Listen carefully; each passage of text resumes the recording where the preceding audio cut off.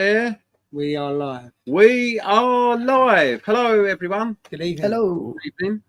Want to do the intro, Paul? Yes, welcome to the latest live stream. We haven't done one for a little while, have we? No. And it's a really special one today. We're going to talk about coral freaks, amongst other things. But we've got two great guests today. We've got Harry and also Steph. Good evening, gents. How are we doing? Hello. Good. Yeah, you?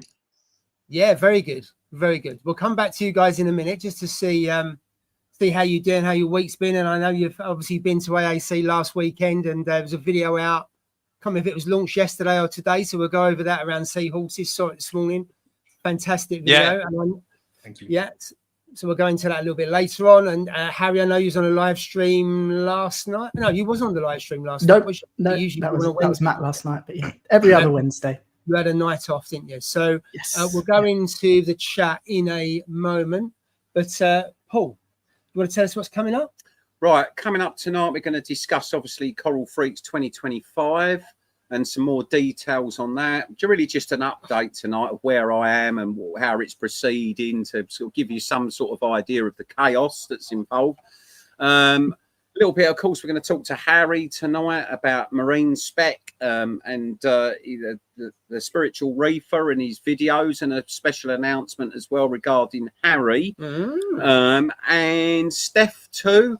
Obviously, Steph, you've been travelling around Southeast Asia and that. I think probably the community would probably like to hear about your experiences and what you found when you was over in Bali. And if you'll let me, Paul, are you going to talk about your tank? Maybe. We'll come into that. Yeah. I think you should tonight. I think you should let people know what you're up to. Right. So yeah. So basically, that's it.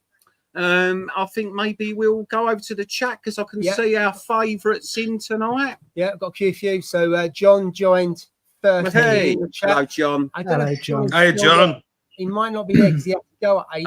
Or he's got his family Zoom, which he usually has on a Thursday evening, and he comes back a little bit later in the chat. I will just add, I had my John Wright cup. I use John Wright cups in the morning. Yeah. I had my Ange, but we both got one, so I used my John Wright cup only this morning. Nice one.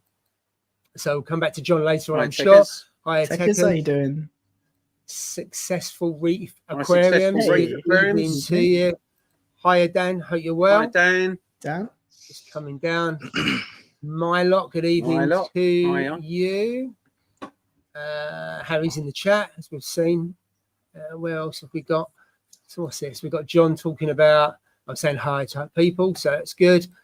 Joe, we'll come back to Joe in a minute. Yeah. If I may. And then we've got Pickles Reef. Hello, Paul. How you doing? Hey, Paul.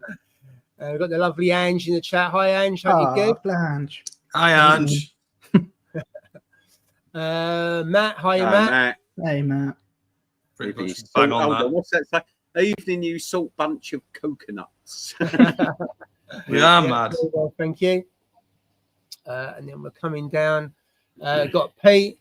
Hiya, Pete. So Pete has just become. Yes. There is a Facebook group that we have locally called Essex Reef Club. Been going for years. When I first started in a hobby, it was like a lot of it was a forum, wasn't it? Yeah. And then it moved to Facebook because the forum died, like most forums. I think only Ultimate Reef is probably the only one in the Ultimate UK. Reef and Reef to Reef in the the US ones, but Ultimate Reef is probably the only UK one. So I've been an admin on there for quite a while, Essex Reef Club, but don't really do much. So Pete and a couple of other guys from Essex have joined. And to be fair, since Pete's joined, the activity's gone up. We've had quite a few people posting. We've got new reefers, people posting pictures of their tanks and stuff like that. You did as well, yeah. I did it. I joined in. You did. See? There you go. So thanks, Pete, for agreeing to be admin after I asked him. But I think there's more to come on that because it's nice to have something that's local. Absolutely. Got about 1,100 members. Don't push it or anything else. It's just really there because it's always been there. We used to have Essex Reef Club meets here a long time ago. I remember years ago. I used to having meets on the back of that, but that's kind of doesn't really happen too often, does it? From forums and but you know what? Facebook the people there, they still help me out. Yeah, even now, Darren West and Roy and people like that. Yeah, and you've got people like Martin Abbott, who's been around for donkey's years. He's on the Essex Reef Club as well. So there's quite a few people on there. But what you find, a lot of Facebook groups are just selling things, or you've got adverts. nice that the site is now getting people posting, Mm. asking things, asking questions. Got quite a few new people in there recently asking questions. It's actually a shame because, you know, Worldwide Reefing, which is run by Mick Chopping, Yes, yeah. I've seen him sometimes sort of almost to the point of turning the thing off because of too much advertising. And I'm very conscious as a dealer not to overstep your mark and keep posting all the time into these groups or advertising. And it's, you know, and I think that's important. You need to have some good level of content. And where I help Ian Robder on the SPS collectors group, you know, we've got really quite some strict rules there. You're only allowed to advertise on a Friday, Saturday or Sunday. Really? Yeah. That's the only days. Yeah. Because it's a worldwide group.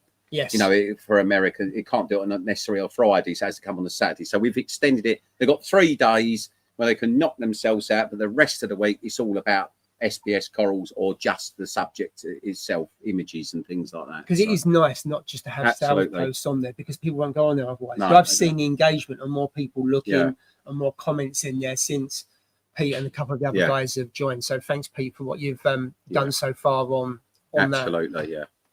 So let's go down. Let's see who else there. We've got Steve. Hiya, Steve. Hi, Steve. Doing well. Steve, how you doing?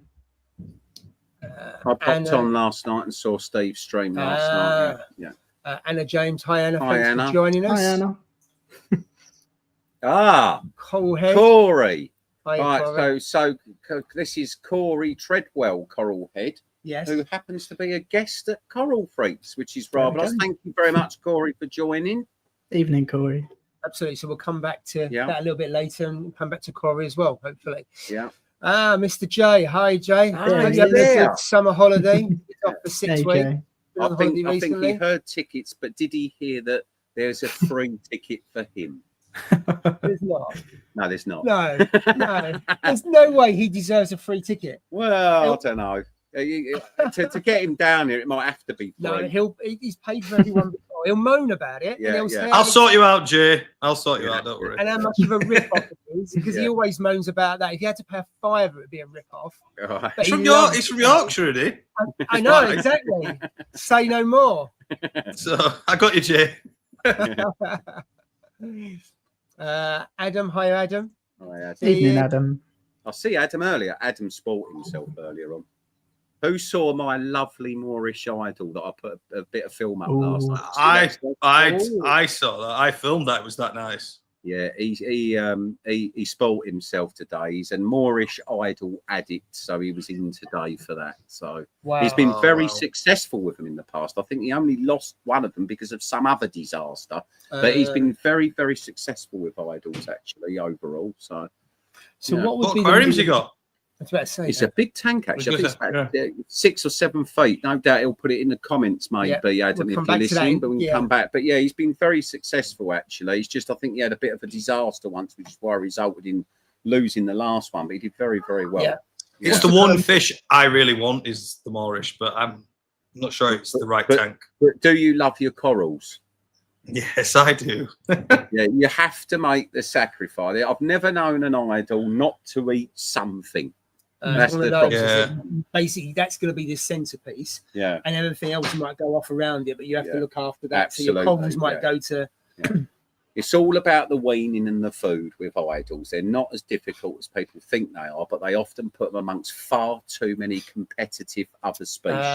Okay. It's like copper bands. If you kept an idol with a copper band, a yellow long-nosed butterfly, and a boxfish and a tamarin, all of those fish have got tiny little mouths and are very picky. It'll work very well. As soon as you start piling in chromies, dandles, and everything else on top, that's when all the food So ones disappears. where you got fish that are really quick and they just go around like Pac-Man all the time. Absolutely, and, So you've got to set up around the fish. Yeah. Well, you get the gist of it, didn't you? Yeah. It's a pretty good way of explaining it, Pac-Man. Yeah. The jargon in fish is Pac-Man. Yeah, that's good. I like that. I'm taking that. So what size tank would you say is a minimum for a Moorish idol? It's got to be a 6x2x2, really. Yeah. I think minimum. Yeah, I think it's got to be really. I mean, look, it's like anything. If you're really good with your husbandry, you could probably get away with doing it in a much smaller tank like I do. You know, whether it's seahorses, whether it's whatever. It's all about knowing when to put the brakes on, how to compensate for the amount of pollution and food that you're adding. because the reality is they're just an eating machine and they've got to graze and pick all day. It's more about compatibility than the size of the aquarium with an idol, I would say. Yeah. Okay, thank you. Right, let's carry on. Harold's Reef, hiya. Hey, good evening. Liam, hiya, Liam. Good to see you. Liam, hold on. Yeah. Liam, was it you that was asking me for a fowler wire tang? Someone asked me for a fowler wire tang. I can't remember if it was you or another Liam. I'm not sure, but anyway, that's a little question for later. Right, we'll come back to we'll come back to that when we get down to that. Yeah. Braveheart Reefer 525. Good evening to you. Love that name. Evening. We got Drippy. Drippy. Afraid that to come down here. Oh, Drippy, I'm afraid Angie's not here to see you tonight. She's had to go to Pilates. Yeah, he'll be gutted, won't he? She's committed. Yeah. Brilliant. Jay's been talking about your latest video on the Seahorse facility. Thanks, Jay. Yeah, appreciate that. Thanks. Local reefing is so important. Absolutely. In terms of help, guidance, swapping corals, or that kind of thing. So I think a strong community is really important. And of course, it's important to me because I wouldn't have no Jaffa cakes, would I? That is true. Yeah, yeah. And you've got a few boxes as well, haven't you? I've got a few just in case we run out. Yeah, that's for this evening, is it? Just for the stream. Yeah. We left Sunday with 2 frozen McFlurry Jaffa cakes. I was like, I've never even seen them before. When I came to you, it was Jaffa cake McFlurries. Yeah. Nice. Rama, hiya. Hi, Rama. Oh, well done for Rama. What flavour? It's pineapple. Oh, no, it's not. It's blue sour raspberry, just in case you wanted to know. Okay. Well remembered him asking that. It was years ago. He asked that on one of the streams, didn't I've still yet to meet him, actually. I don't think I've ever met him, actually. I'm not sure I have. Have I met him at Love to Reef or not? He was at Love to Reef. Yeah, he was. Maybe. I can't remember. Probably have met him. It's just so many people there. Jay's picked up a mandarin fish last week. Very so nice. we're going to get a video. Hopefully we'll get a video of what's happened there. That'd be good. Yeah. Mandarin fish are amazing. Yeah. And then actually Jay did lose some corals. So which is what happens. Oh, where's that? I just saw. Look, I need to say hello to this. Martin. Oh my God, Martin. I did send you a link. I didn't know if you would join. But there was a really important reason why I wanted you to join tonight, Martin, because we'll go on to that in a minute. I don't think you have any idea about what's going on with Coral Freaks this year. And you didn't last year. But I know that after last year, you turning up, I think you're in for a treat, mate. Some of your friends are coming, shall we say. Yes. Yeah. Nice one. We'll come on to it in a moment. Got baby Dave. No. Just Dave. Hi, Dave. Hi, Dave. Good evening, Steve. Hi, Steve. Familiar faces. Right, let's go down. Here we go. Got some answers to questions. 6 by 2 by 2, just over 800 litres. It's how you condition and pour on the team. Yeah. Yeah. So you prep them well. So what do you make sure when they're out before they go out? The first thing I was taught this. It wasn't, so this is passed on to me from my old seahorse guru, if you like, and he taught me this some 25 years ago with idols. Problem with idols is they often come with a fluke just buried underneath or around the mouth. They always seem to pick flukes up on the nose, which puts them off a feeding. They emaciate really quickly, and boom, they're dead. Right, so that's the first thing. We've got to make sure they're worms. Got to make sure that they're fluke free is the number one thing with those. Yeah. So on those, do you put them in the main tank? So they go in there. There's behind us here. Yeah. There's another unit, and I know I've been in there a couple of times. There's loads of fish.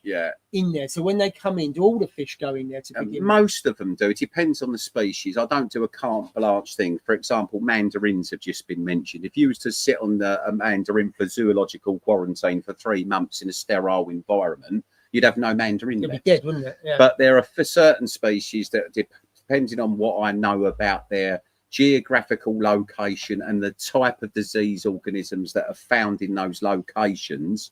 So, for example, flukes are really common from Bali, there, and whereas Udinium might be really common from, say, the Philippine region. So I can expect. So I always paint it that they're going to arrive with a problem. So what is it? What is it I'll do with them? But with an idol, really, first of all, let them settle. You've got to give them at least 7 to 10 days, 7 days to 10 days settling. Once they're settled, then you can start playing with them a little bit, meaning that in that period, we might flubenazole them. Yeah, we might freshwater bath them just to check for flukes and make sure there's a problem. If they're already putting on weight, I tend not to do much more other than keep them at a therapeutic copper level of about 0.35. And then as they start to gain weight and they're doing well, and we'll start to wean them onto dry food. So I've got to get the weight back on them. Then I have to almost starve them for 3 or 4 days until they start picking at nori and dry foods and things like that. You get them on. You have to be disciplined, because this is where fish keepers often go wrong. They go, my fish only like brine shrimp. That's absolute nonsense. Yeah, they'll eat what, just like human beings, when it really comes down to it, they'll eat what they need to eat. But once you've got them onto dry foods, nori, and if you can use a bit of Celcon on the nori, and one on the pellets and things like that, then they condition really well.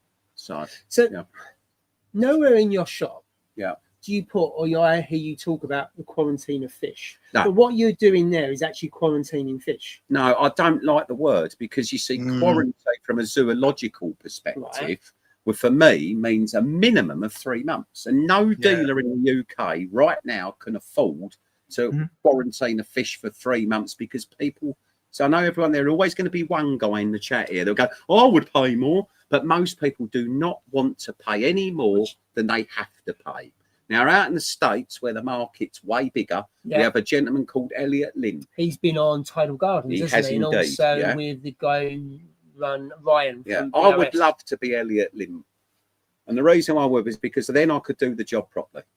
Right, the reality is that over there he'll charge you anything between $300 and $600 for a copper band butterfly, but it's not the fish that you're paying for. You're paying for the labour. It's the care to get it into the condition. Over here, I still believe there's always an excuse for not having a quarantine tank as obvious.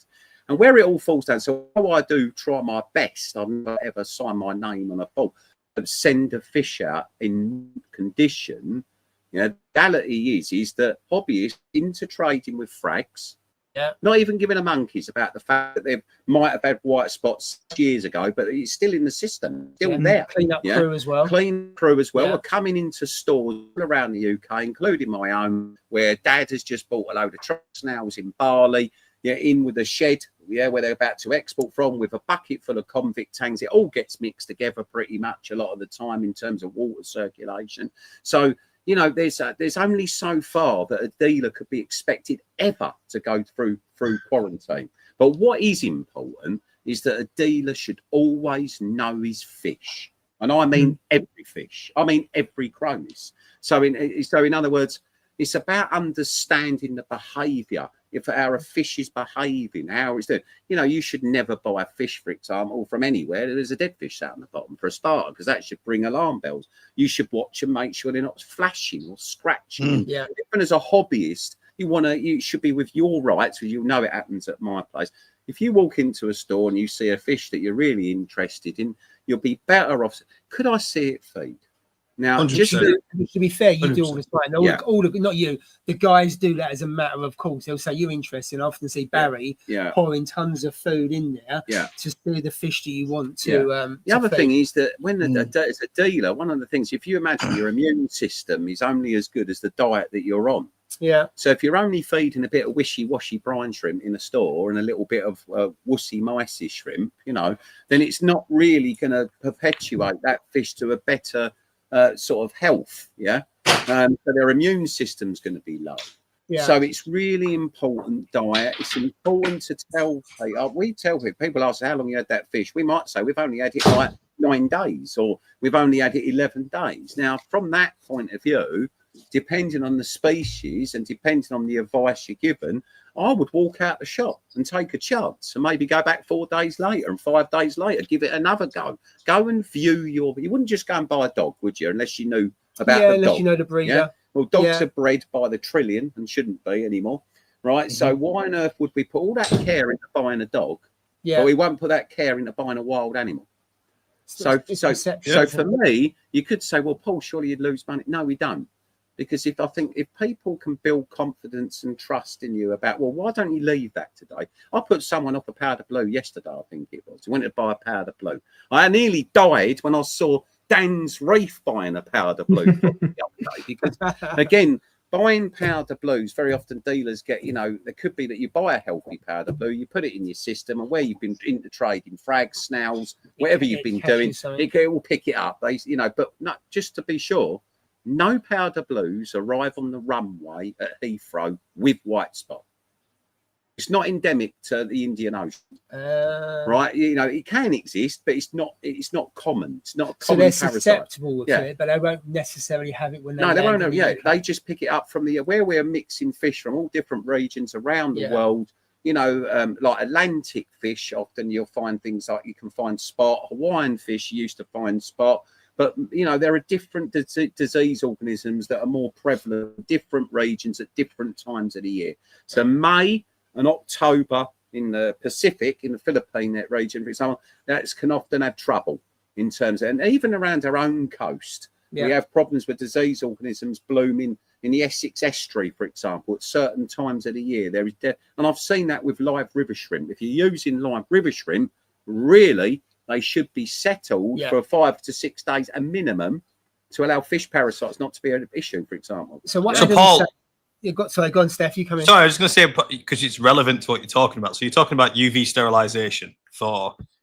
Well, UV will never kill white spot outright, but it will disable it. In other words, it's like being poked in the eye. You're not going to die, but it's still going to slow it down and give the fish a better chance and gain their immune system better. Where UV comes in really, really handy, though, is keeping levels of bacteria down. Now, it will have some effect on some good bacteria. Because it's indiscriminate. Right, It will go good and bad. I was going to ask.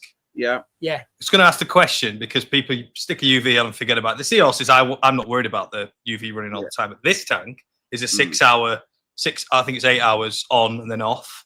But is that just me making more work for myself? I think that it's a little bit like what I call a reefer's myths, and there's an awful lot about them. There's a lot of myths out there. There is no real scientific sort of reason for turning the UV off. The reason why people often used to go, oh, UVs can be detrimental to the plankton. Trust me, guys, you've got no plankton in your systems.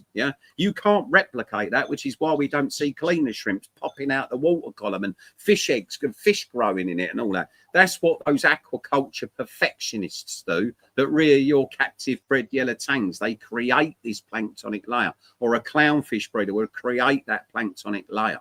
So the reality is that I would just always have the UV on. And if you are turning it on and off on a daily basis, right, you're shortening the life of the bulb as well, just like a light switch if you're turning it on and off all the time. So I would say that after your tank's matured, I would just leave it on. In terms of like people worry about things like copepods and destroying that, I think it's absolute nonsense. You'll find mysid shrimps in a sump and copepods in a sump, whether you've got a UV running or not. That's the truth. I suppose most of the bacteria and even pods and stuff, anyway, they're not generally waterborne. Most of the time, they're going to be on surfaces and things. I mean, UV, a lot of people say, well, UVs are a waste of time. If there was a waste of time, then why are they a fundamental ingredient of my pet license? You can't run a LFS without having UV sterilisation. So it's a standard. Particularly important where central systems are included as well. Swimming pools use them for obvious reasons. Hairdressers have used UV for sterilising tools and things like that. Hospitals use UV. So let's stop it here. UV is really damn useful. Lots of reefers are there's always this, I think it's a waste of time. And when they are a waste of time, it's usually because they haven't even set the correct flow rate. Because I'm learning about it, because on the new tank, I'm going to run new tank. You're going to talk about your new tank. So and I'm running the UV for the first time. So I've never run a UV in 11 years. So I've got to start with a UV. And I think it's TMC. They've got on, I don't know if it's on their site, but I've seen something, the different diseases correct, and stuff yeah. like that, and the different flow rates Yes, yeah. for each of those. And Yeah. if you know what it is, then obviously you set that. So obviously you need something that has a flow meter on it, because otherwise how can you tell? Well, you can use a jug. If you don't want to buy yourself a flow meter, Right. you can Well, literally... I've now got a flow meter. You don't tell me that. Well, I sold it, right? But the reality... See, this is what happens. The reality is, you could get yourself, say a 5 litre bucket, yeah. Turn on the pump that supplies the UV. Time how long it takes with a stopwatch out across. Turn the stopwatch on now. That's it. And then time how long it takes to take 5 litres. It took say 5 seconds or 7 seconds to fill 5 litres. Yeah. You can work your flow rate. Do you know what? I'm glad I got a flow meter. I'm glad you got a flow meter. Of course you are. Yeah. So I still think you do yourself a disjointing justice, because you don't do QT, but the point on here about condition, you do condition.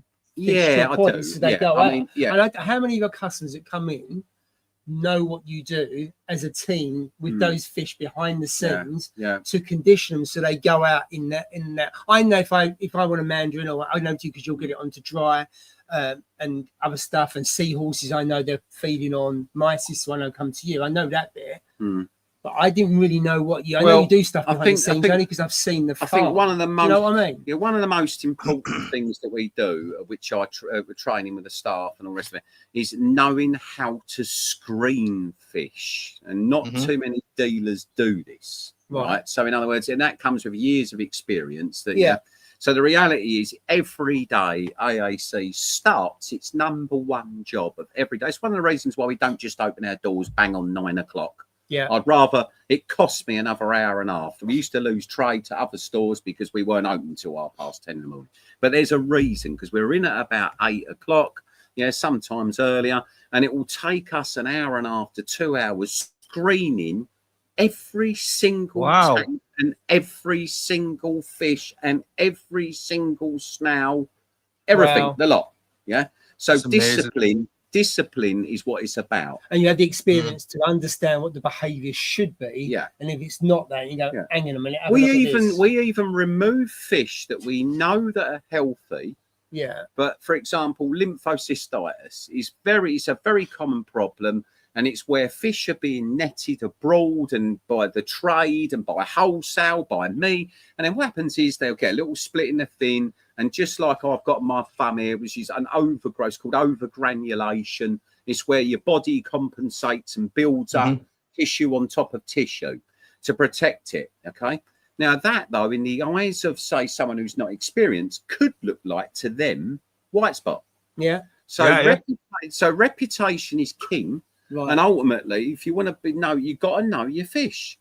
And if you know your fish, you can, how can I put it? It's not a question of avoiding QT. I still believe that people should be looking at investing in some sort of, on a reef system, say an average reef system like Harry's got behind him, or like Steph's got there, we're talking at least £5,000. I'm sure we can go onto eBay and spend 50, 70 quid on a second-hand glass tropical fish tank with a sponge foam filter in it.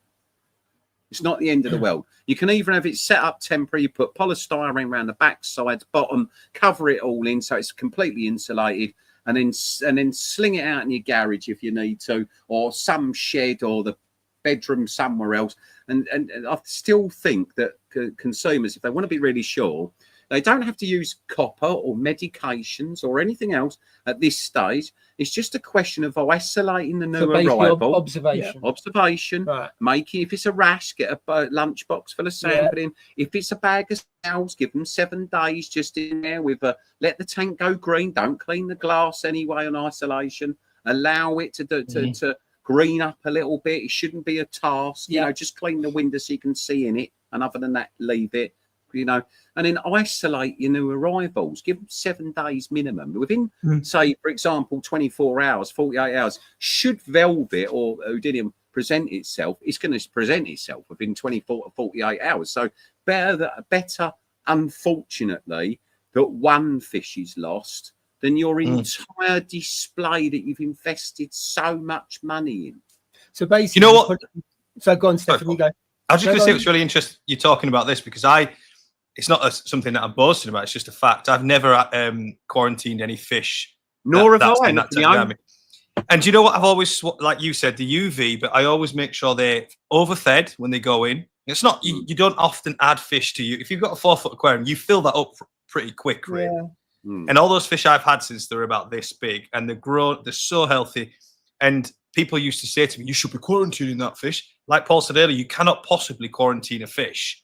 You know, you can rest a fish and observe the fish, but I think it's so important when you go into a store to like Paul said, take a chance, go back, you know, a few days later and see how that fish that you liked is still doing. And that's how I've always done it. So it's I don't know. So it's definitely a contentious subject to discuss. Yeah, I mean, obviously we've got to make money at AAC to pay all the bills, but buying on impulse is something we discourage, and we have in the past. I think we gained 1 or 2 negative reviews. Sometimes we refuse to sell fish because sometimes just not. Well, you know, people don't realise. You know, for example, a little 1-inch regal tang at £49 or however much they are these days. You know, but is it really worth destroying and losing a customer over a tenner if you don't think that fish profit or 15 quid profit? Is it really worth destroying a customer? You know, no, it's about building that relationship, trust, making them take it slow, checking out. I mean, some customers, as I was trained when I was younger, sometimes some people walk in and you know that they're doing what they're doing. You don't have to go through all this with them. But, you know, certainly new people that you meet, you want to be sure that those animals are going off into the correct environment, you know, whether it be a coral, a fish or an invertebrate, you always want to make sure. And I think as well in team do so well. Sorry, in regards to quarantine, you've now got other options, like Tom from Mantis Reefs. I think he can either get fish in or any fish you purchase. He will do the whole quarantine kind of side to it for you. So if you haven't got another tank set up and you want to look at fish, or you can't afford to, or you're just not able to do a full quarantine yourself, there's people like him out there that will kind of do that side to it for you, get it feeding, get it healthier, even like the copper bands and things that are a bit harder to kind of get going, but once they're healthy, it's a lot kind of easier. There's people like him out there willing to do those kind of things as well. I think that the problem is, Harry, with even that is that who's liable. So, for example, in the past, I'm actually working on 2 copper bands out the back now for regular people I've known for years. Right, just getting them just right for them. There's one going this weekend. He's almost eating dry food, almost. But as I said, that's took around about 6 weeks. Now that customer's prepared to pay more money for that fish. But ultimately, if you want fish cheap, you're going to have to set up your own QT, or you pay more. But the problem with the UK is such a small territory. There's not enough people to base price. Unfortunately, I have to say, is what people, you know, price is king, I'm afraid to say. You know, until we wake up and realise that ultimately, you know, I would rather pay more for that, you know, and it needs to be like the majority, not the minority. Because Elliot over in the States, he can make a living, a proper living from this. They've got economies of scale, haven't they? So there's enough, as small as a percentage, but large as a number compared to us, isn't it? For example, zebra tangs, right? I've just had a new batch today of zebra tangs. I'm pleased to say all arrived in mint condition.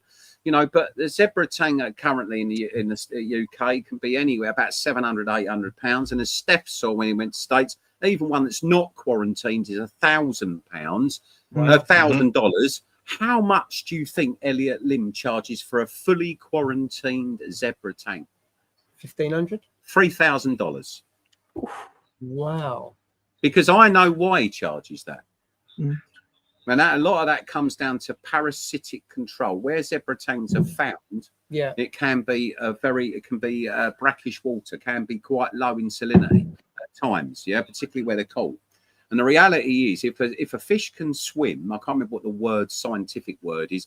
If a fish like a salmon can swim from the ocean into a river, the parasites are more problematic because they can. So a freshwater bath, for example, would never cure a zebra tang of these ills that he might be carrying because they would have come from that area. So there are certain species. So I look at it species by species. But anyway, should we move on with the chat quick? So we've got to get on to the freaks. So Martin said about the Moorish idol.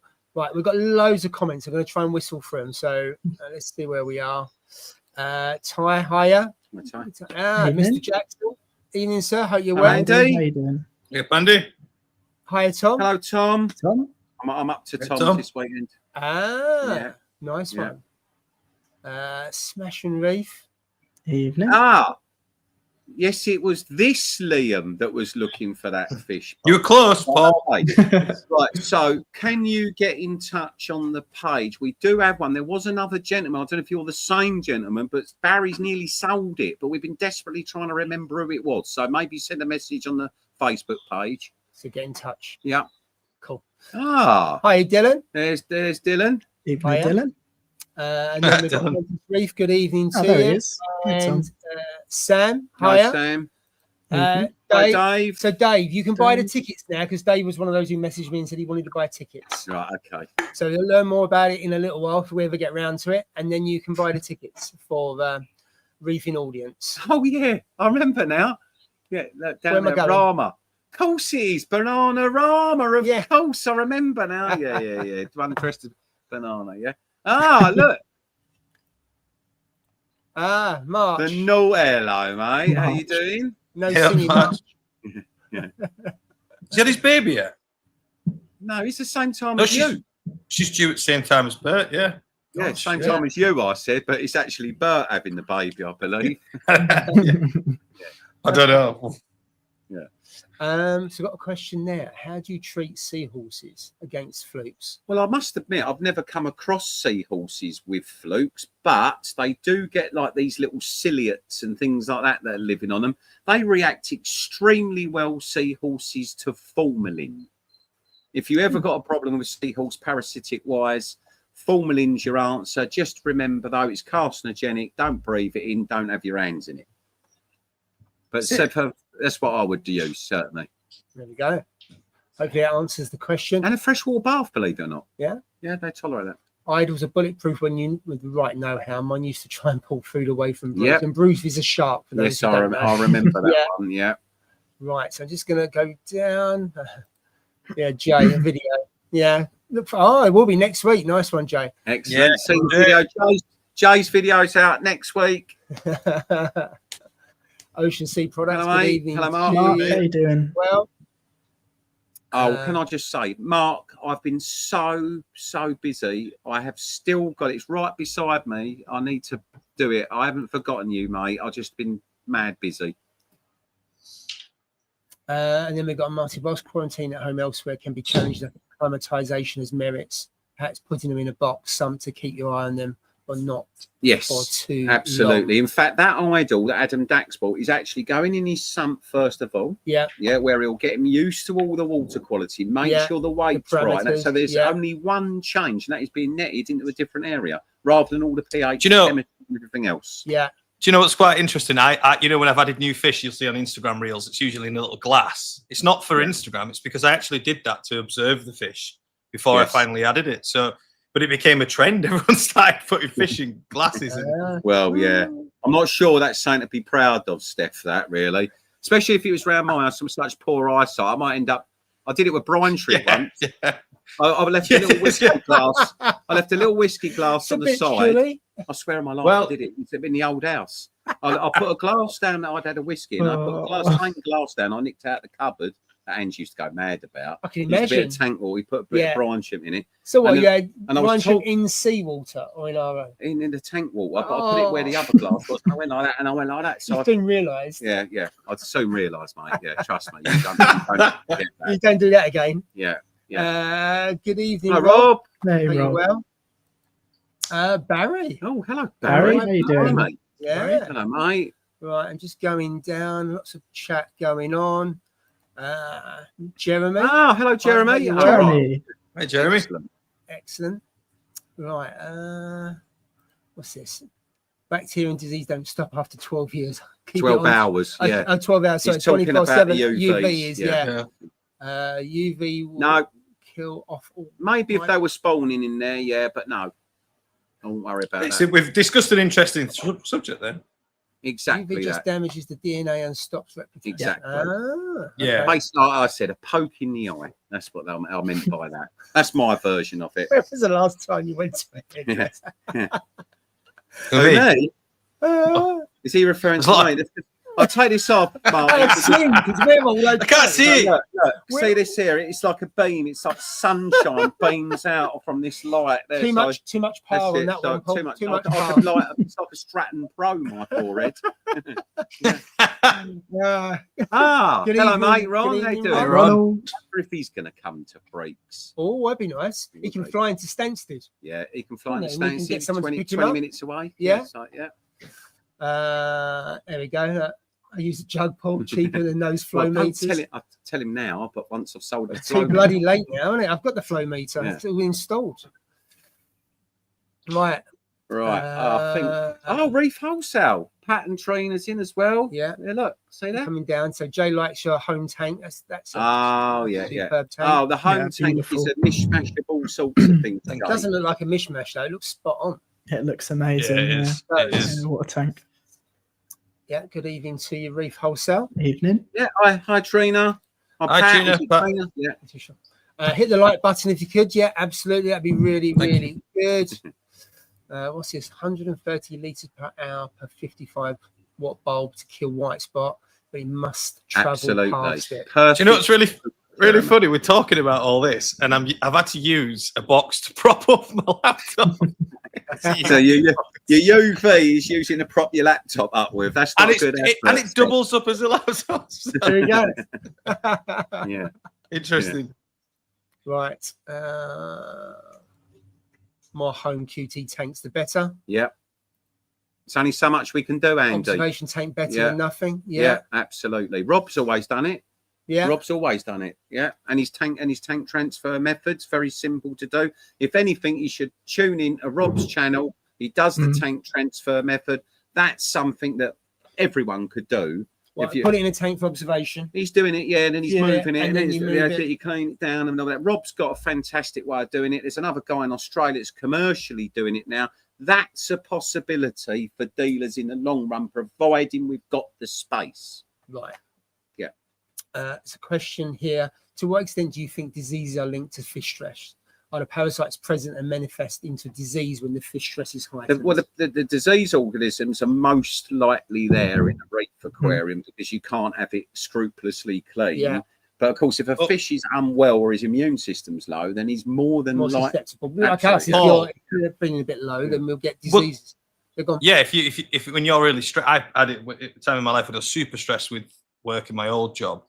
Became really, really unwell, and the doctor actually said you need some time off. And lo and behold, so stress really does make you susceptible to diseases. I don't know what you mean. You're always shining, ray of sunshine. Yeah. As another one, new arrivals go to the bedroom tank observation for several weeks before going near my main display. Several weeks. Yeah. Common theme here, isn't there? Hmm. Let's move down.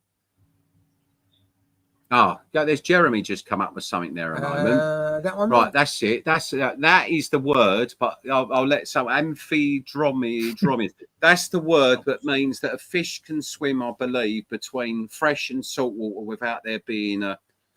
It's very special thing that it's only certain species that can do it as well. So, yeah. Interesting. Okay. Oh look, Lolly's in and all. My God, the chat's in also. Hello. Al Jeruso, the hello there. How you Evening. doing? The pink reefer. Good evening. to Hi, you. Lolly. Hello. Oh, I think your tank's going tomorrow. We've got a little parcel for you tomorrow. Nice. Rob Blair. Hi, Hi, great Rob. chat. AAC are Evening, great. Rob. Thank Nice you, Rob. one. Good evening to Hello, you. Carl. Hey, How you doing? You all right? I've seen Cole for a while. No, he's been DJing more than He's fish been- keeping. yeah. But I keep an eye on him all the time. Yeah, Yeah. some of his tunes are pretty good. Yeah, to be some of fair. it. Yeah, he's got down. I've noticed he's copping with the old casual gear these days. Oh, it's I've the seen, years. yeah, Yeah. Ophelia, Yes, Sergio yeah, Caccini, yes, back yeah. from the 80s, yeah, for sure. we're very similar age. I Yes, think we are. not quite as old as you, Paul. Yeah, thank you. I'm similar age. I look like I've had a hard life, but yeah. Yeah. Right, I think Right, should we get on with a bit of subject material when we can return later on to the chat because there's more Yes. and more and more Yeah, of it. we'll in come there, back so. to the chat where we've left off there. Right. Right, so where we going next? Well, I think so. As I said, really, we got to talk about the tickets and Coral Freaks 2025 and the rest of it. If you want to, folks, you can buy a ticket now. They're all live. Connor done it late this afternoon. I think Dylan said to me he might well put a link up about the tickets and what have you this year.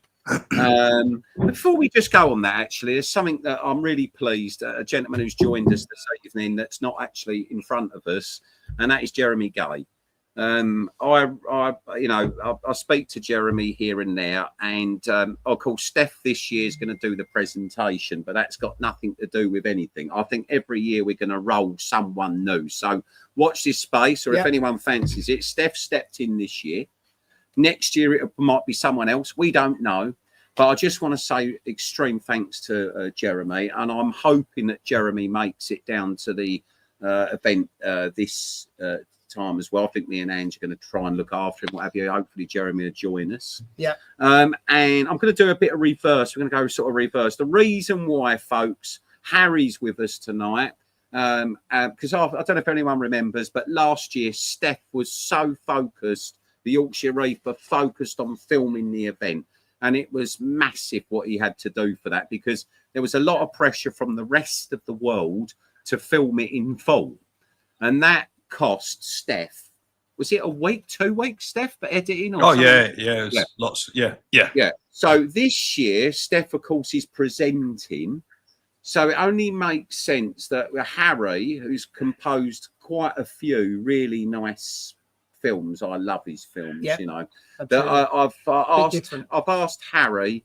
I'm sure Jay's Real Reef will do a bit of filming from the audience, and I'm sure there'll be others that want to, and there is no camera bans. I'm not going to do anything ridiculous like that, you know, so anyone's free to film, but the official YouTuber of 2025 Coral Freaks is Harry Spiritual Reefer. So nice one, you know, and that I think it's a lot to do with the fact that the Love to Read video that he composed was really superb. good. I think we all agree. You said so, Steph, as well, didn't you? Yeah, absolutely. So anyway, we'll jump back into the ticket. So that's why Harry's with us tonight. He's going to try and compose a shorter film. It was so much work for Steph. I would never want to put that on anyone ever again. Yeah, except for Harry. And likewise with Jeremy Gay as well. Jeremy Gay gave up pretty much a week's worth of his time, sat by my side. There's a lot of prep, isn't there? There was a lot of prep to do this, and you know, now Jeremy's took on a new role at Finest Aquatics as well, where he's store manager, and I know, and Barry will know, what being a store manager is all about. So Jeremy's time is limited, and I didn't really want to impose too much. It was a tall order because it was the very first one. It was incredibly stressful, actually, for both me and Jeremy, because we didn't know where we were going with this. The nice thing is, of course, Jeremy has pretty much given a template for the event, and Steph's going to change it up a bit, I believe. He's got his own ideas, and it is a free, you know, people can do, you know, do it in different ways and what have you. But but every year I'd be nice, you know, even if the people that like Jeremy and Steph are still involved with a reefing audience with next year, that'd be marvelous. But I want to try and see if we can perhaps roll out some different or new people as we go. So you never know, it could be you, Paul. It could be Gary. It could be someone else. So it's about really whether how one can present themselves and what have you. But and also it's the commitment of time as well. It's commitment of time. And as I said, as much, don't get me wrong, I know Steph's up to his eyeballs in 8 million videos a week and editing and God known kids and everything. And he's got a baby the same week that he's likely to be doing it. So can we just make sure everyone understands that week is the due date of my newborn child, but she's having an elective C-section, so we will get told of it. But that week, So there is always a chance as well. I mean, I've had to make provisions that we have a stand-in for Steph, right? But Steph says no, and Roberta, his missus, says no. Don't worry about it. So I'm trying not to worry about it. But so I'm just going with the flow. And Steph really wanted to do it. He asked me at the back end of last year, I'd like to do that as well. So, you know, so that's what we're doing there. That's why Harry and that's here this evening, apart from talking about his business and the Spiritual Reefer later on. However, tickets, right. So chaps and ladies and gentlemen, tickets had to be increased a bit this year. Last year, I mean, we never, I promise, we never make a profit on this. We only ever make a loss. But it's a loss that I like. It's not a loss that, well, I don't mean I don't do stupid things. I've got to make sure the ship stays afloat. But the reality is that when I first attempted this in 2019, an event in the back end of October season, I remember it well. The idea was to try and bring a bit of excitement and give people over here in the UK what the sort of vibe that you would get if you was traveling across the United States or elsewhere in the world. And, that's what it's all about. So tickets have had to go up a little bit. But what we've done this year is 2 different tickets in order to try and do it. So, for example, this year, we've got a standard ticket at £35. I think there were 25 last year. Yeah. Right. But we're still donating a five of that into Mind, the charity. Which goes to the Love to Reef kitty. So, for example, the money we raise from Coral Freaks goes into Love to Reef's kitty. And where are we up to at the moment, Paul? Money was how much we raised? 15 grand. It's about that. It's not far off. I think it's about £15,000 for about 13. About 13 grand. 4 years. So we've done. Oh, and yes, it is 15, including the 3,000 from last year. Yes, it's 15,000. So it's about £15,000 now, which all of you have made possible. Those in there. So there's £5. So there's a standard ticket, 35 quid. You're still going to get your refreshments like you got last time. £5 of that goes to Mind. There may be some free samples and things like that as well for people there as well.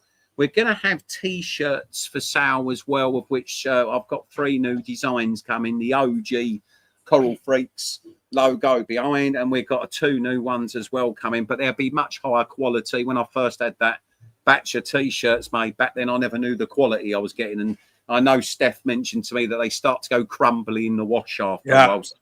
So I've actually used our manufacturer that makes all of our work stuff to send me some samples. So there'll be some 3 new really good designs, and which hopefully I'll see samples this coming week of those.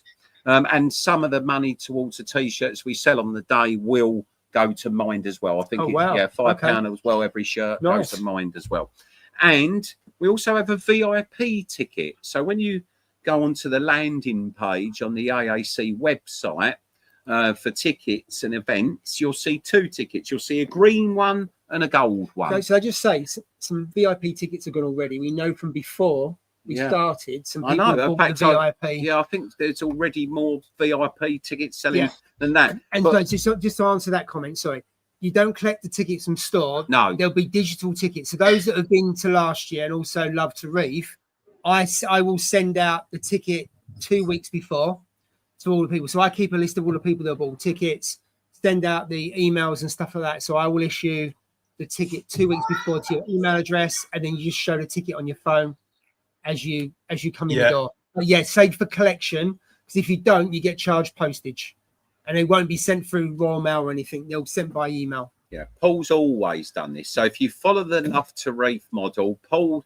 helps me with organising the tickets and communicating with you all so it doesn't all get lost. Paul's extremely good at it. We don't want to change it. So Paul will deal with this. With Angela helps him. And so for Jay, I'm expecting you to buy a VIP ticket. VIP, which is £55. Or Jay, okay. Or you can work on the no day. Getting out. What work? Don't get him an easy way out. If he wants to get in for free, he'll have to find a job. I'll have to find him a job. All right. So, maybe he can be the Yorkshire tea maker man. Maybe. He'll do that. Yeah.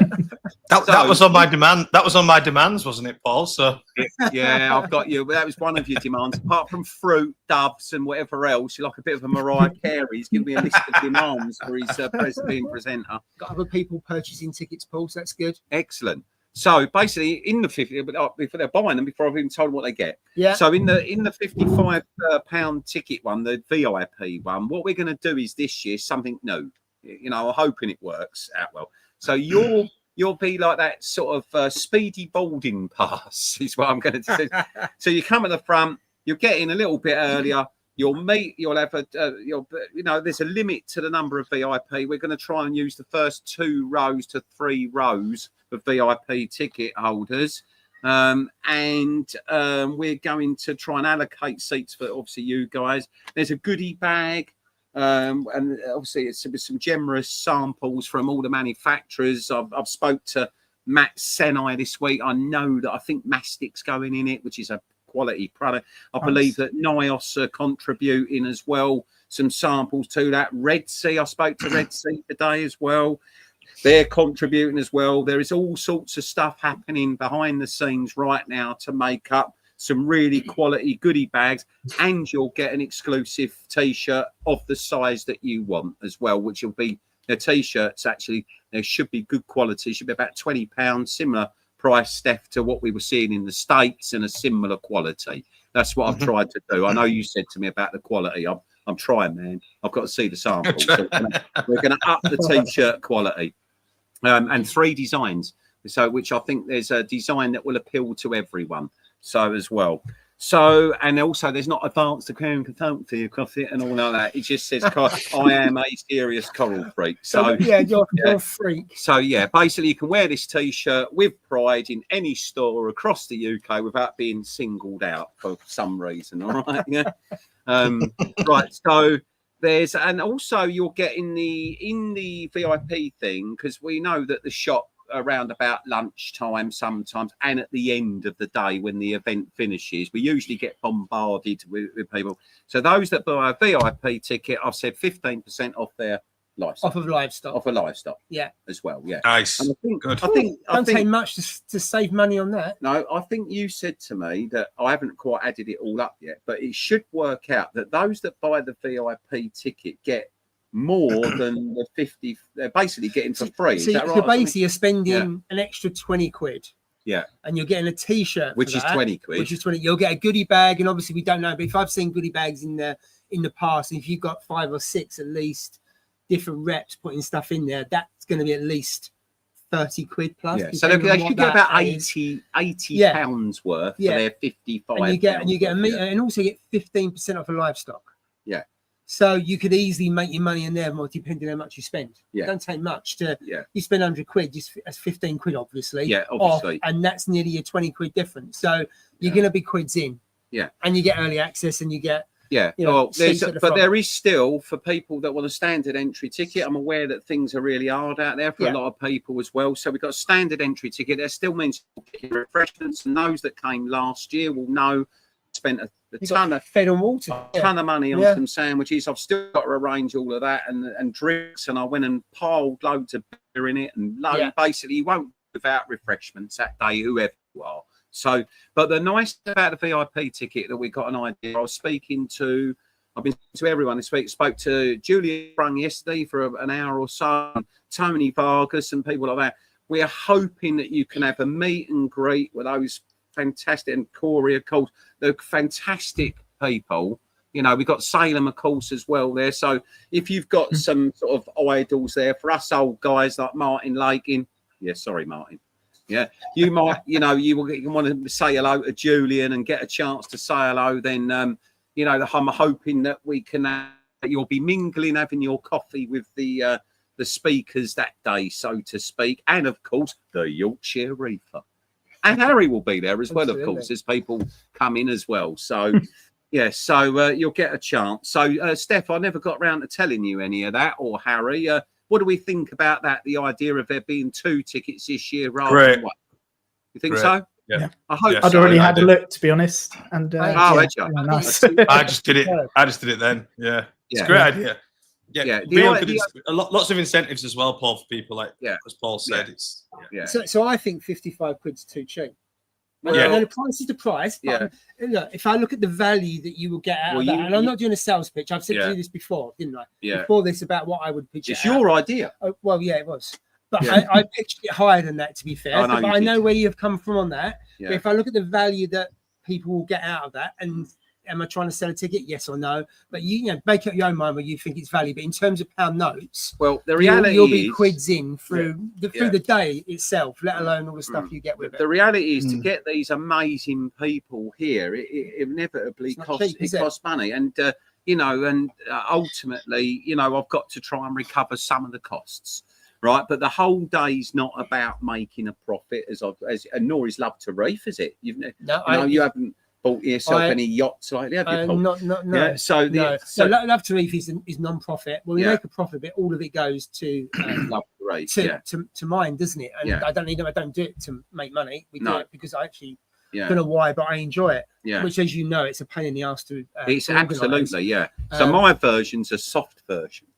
It's supposedly easier, but it isn't, because I say it's still a hell of a lot. But Angela is the one that has to get all the sheep together. You know, these Tony, Julian, just to try and make sure they've all got their hotels, they're fed and their waters, and you have all that. I don't have that. So you don't have all of that, and also entertain them there for a few days. Yeah, go and see different people and stuff like that. So there's logistics. But I have to say that the speakers overall have been incredibly generous. Do you want to go through the speakers, and then once you've done that, I'll go through the chat. Sure. Quite a few chats. Yes, so we've obviously got Salem, which is his first ever European tour, which is going to be amazing, because we're actually going to look after Salem and take him onwards into Europe after he's done a reefing audience with, and he's got to be the Prince of Reef Keeping. Anyone who's, you know, I think he's got an extremely promising future, and I think that, you know, he will be the new Julian Sprung. You know, some 10, 20 years from now, he'll be the version of Julian Sprung that today's modern hobbyists will all know. They'll all know this guy. But of course, for my age group particularly, and some a bit younger than me as well, they'll be Julian. I mean, the king of reef keeping's coming to Essex, people. I mean, come on. You know, has he been to Essex before? Do you know? No, he's been to London. He's been to visit a long time in 20. I think it was 2013 or something. He came over here. I think he did. But as I said, Julian, and he's been here on holiday actually into central London before, and done the usual thing. But to have Julian Sprung, the king of reef keeping, coming to the UK, that is pretty damn special. You know. Yeah. I got him drunk at Reefer Palooza, sat on a big settee, and then that's when I sowed the seeds, and he seemed to be okay about it. And then he was afterwards. And then recently, he said to me, we didn't really get him drunk because he doesn't drink that much, but we tried. But I tried my best to get him drunk. But ultimately, he's agreed to it, and he actually approached me. So he's going to be I'm going to represent a little bit, some Two Little Fishes products as well, which is, of course, his company. But there's a lot more to Julian than Two Little Fishes. So, you know, anyone who's in the chat who remembers the 3 Bibles that he wrote would have, which went round the world and basically popularised reef keeping. And that's the reason you're all here today, because there wouldn't even be probably the industry that you know without Julian being involved in it. So he's without a doubt. Of course, we have got our greatest ever, which is Jamie Craig's back again. I can listen to him. I know. Yeah. I've heard him probably about 4 or 5 times. Well, he's got loads of new stuff to talk about. And each time there's a different flavour. Yeah. Across a theme. I think he's brilliant. Yeah. I mean, it's delivery, isn't it? The way he speaks and puts things across. I think the way he pulls the stories together, but also we know he's groundbreaking in what he does and how it evolves. Yeah. And he comes from our shores as well, doesn't he? Which makes it feel quite good as well. What's even more amazing about Jamie, folks, is the fact that, I don't know if you remember from last year's Reefing All This With, he said, I never knew this, he never had a single qualification at the time. Right, he was just obsessed with aquatics, like many of us are, collecting notes from a pond or whatever, and not really allowed to do that anymore. But you know, that's the sort of thing that he grew up with. But he never came from a educated background, so it could be any one of us that just really put your heart into it. Yeah, you know, and you know, of course, now he's more than qualified. But ultimately, when he started out on this journey, he didn't have a massive education or something like that when he started. But anyway, I'm glad to have him back. Corey Treadwell, Coral Head, who's in the chat. You know, I've been watching Corey for a while, and I think, you won't. I doubt you'll have to buy one. Put a $5 in for the Mind charity, Corey. But the reality is with Corey, reason why. So first of all, I've noticed that he's So he's got a great aquatic background, worked for Fauna Marin as well as NIOS as well. And he knows a lot of people over in Germany. And I've always said, and I'm sure Julian would agree when he's here, that Germany really was sort of like the motherland of reef keeping. Although it was the principles of reef keeping actually go all the way back to Indonesia, live rock circulate. This goes back to the 1960s, and everyone thought he was nuts. You know, no filtration, just use live rock and air stones for your angelfish and anemones, as it was wrote in broken English at the time. So it actually starts in Indonesia, but the Germans basically made it, how can I put it, systemized without making it complicated. Yeah, they very much like a process, don't they? And then look at the engineering from Tunzi and other companies like that still thrive, even though they're not the cheapest, but you know the quality of their products. Yeah, but so the system, Paul, for example, the Berlin method, right? You know, it's got a name, the Berlin method. And that is pretty much what we all do nowadays, is the Berlin method of some description. You know, it was centered around live rock, skimmer and lights, bright lights, but and then Kaltwasser came along. But I've always but Corey's sort of like, I believe, one of those guys again like Salem that will go on into the future. He's got a very bright future, and he's out there and currently developing products for NIOS now. You know, and what Corey don't know about coral pests, I don't know. And, you know, and I'm always fascinated by when he speaks and when he talks and what have you. I found him an incredibly interesting guy. And, of course, we've got Tony V. Now, well, Tony Vargas, without a doubt, he brought sunshine to the room at that last event. You know, us English can be a bit stuffy, a little bit shy, but Tony won't let that happen. And the other nice thing about Tony is, he will engage with any hobbyist. He's not sort of snooty and, you know, and all of that. He will always talk to anyone about the hobby. He gets extremely passionate about his fish and things like that. And he just brings a ray of sunshine into the room and lightens up the room. So when he found out that Julian Sprung was coming, which of course is his long-standing friend, he said to me, I want to come back again. So he's coming along again, and he will be involved in presenting awards as he was for David Saxby last year. And I don't know if any of you remember in the chat, particularly last year's event, but I have never seen David Saxby with a tear in his eye like I did that day. You know, so you know, there's a lot of you know, friends, but of course Julian and Tony go back a long way, so it seemed only right that Tony would be there with Julian. You know, so anyway, that's the people that are coming. If you didn't already know, another little thing I'll just bring up, of course, is there's going to be a raffle like there was last year. Guys, it was amazing. We had about £3,000 worth of goods, the Exodus and a Red Sea and D&D and AI and I think TMC. Everyone put things in the raffle. Some really good stuff. About £3,000 worth, and you guys, you superseded its retail value, which was amazing. So I think it was 3,600 or something like that, wasn't it? So you actually paid more for the products amongst yourselves, than it was actually worth, and now that is really something. So you know, I hope that you again help contribute towards the charity Mind.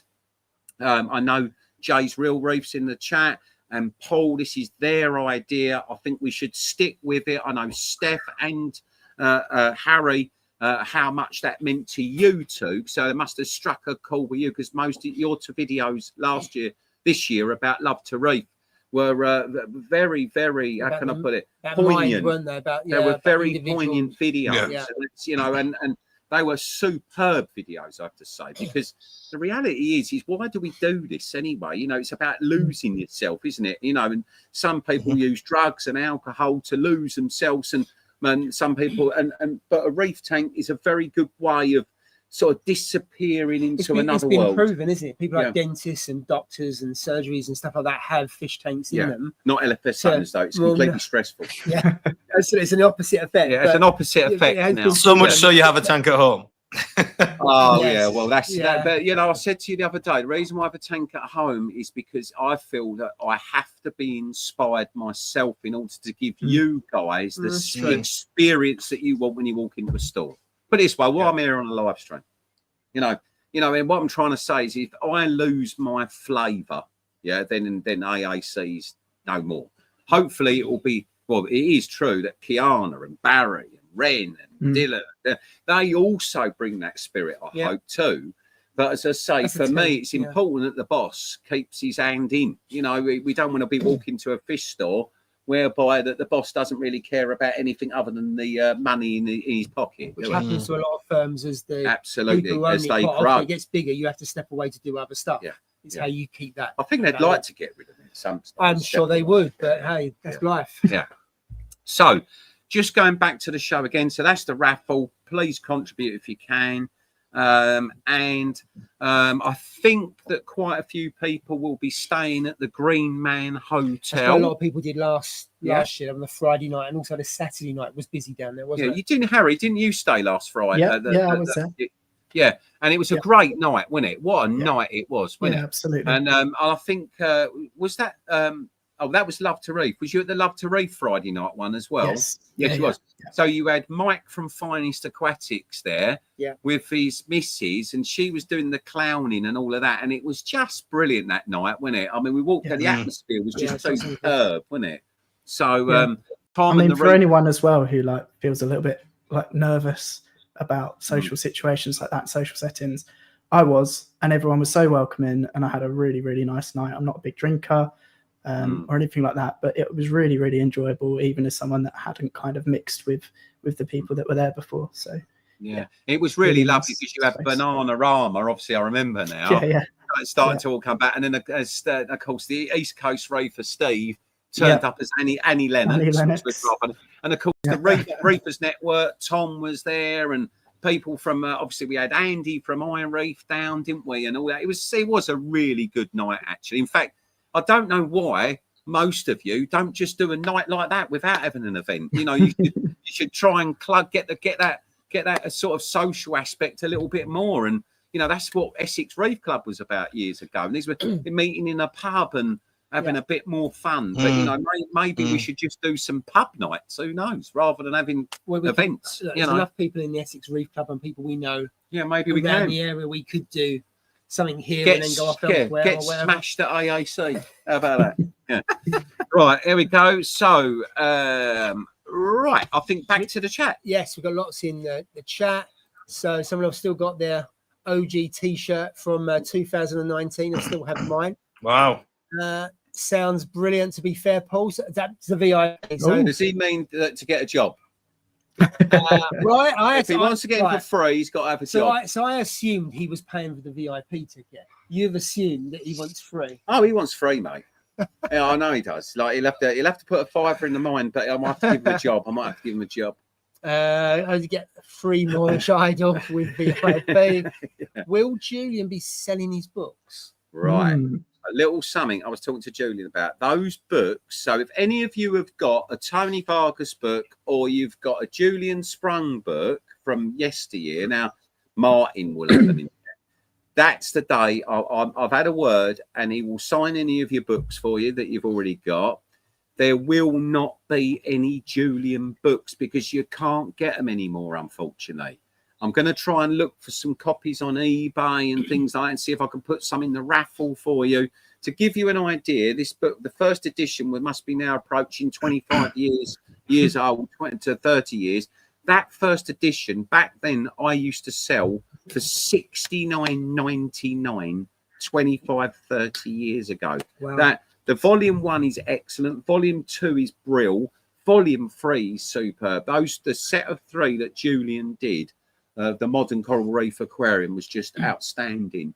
But there will be an element about books with it as such. But no, I don't think there will be. I've just ordered 30 copies of Tony's book his newer book to be there available. And Tony will be doing book signing, I believe, as well. So, okay. But anyone who wants anything signed, I'm sure they will. The Glitterati of Reefing, can't wait. Yeah, absolutely. Fantastic idea. I could go VIP and my missus could go standard to keep the cost down. Kids tickets.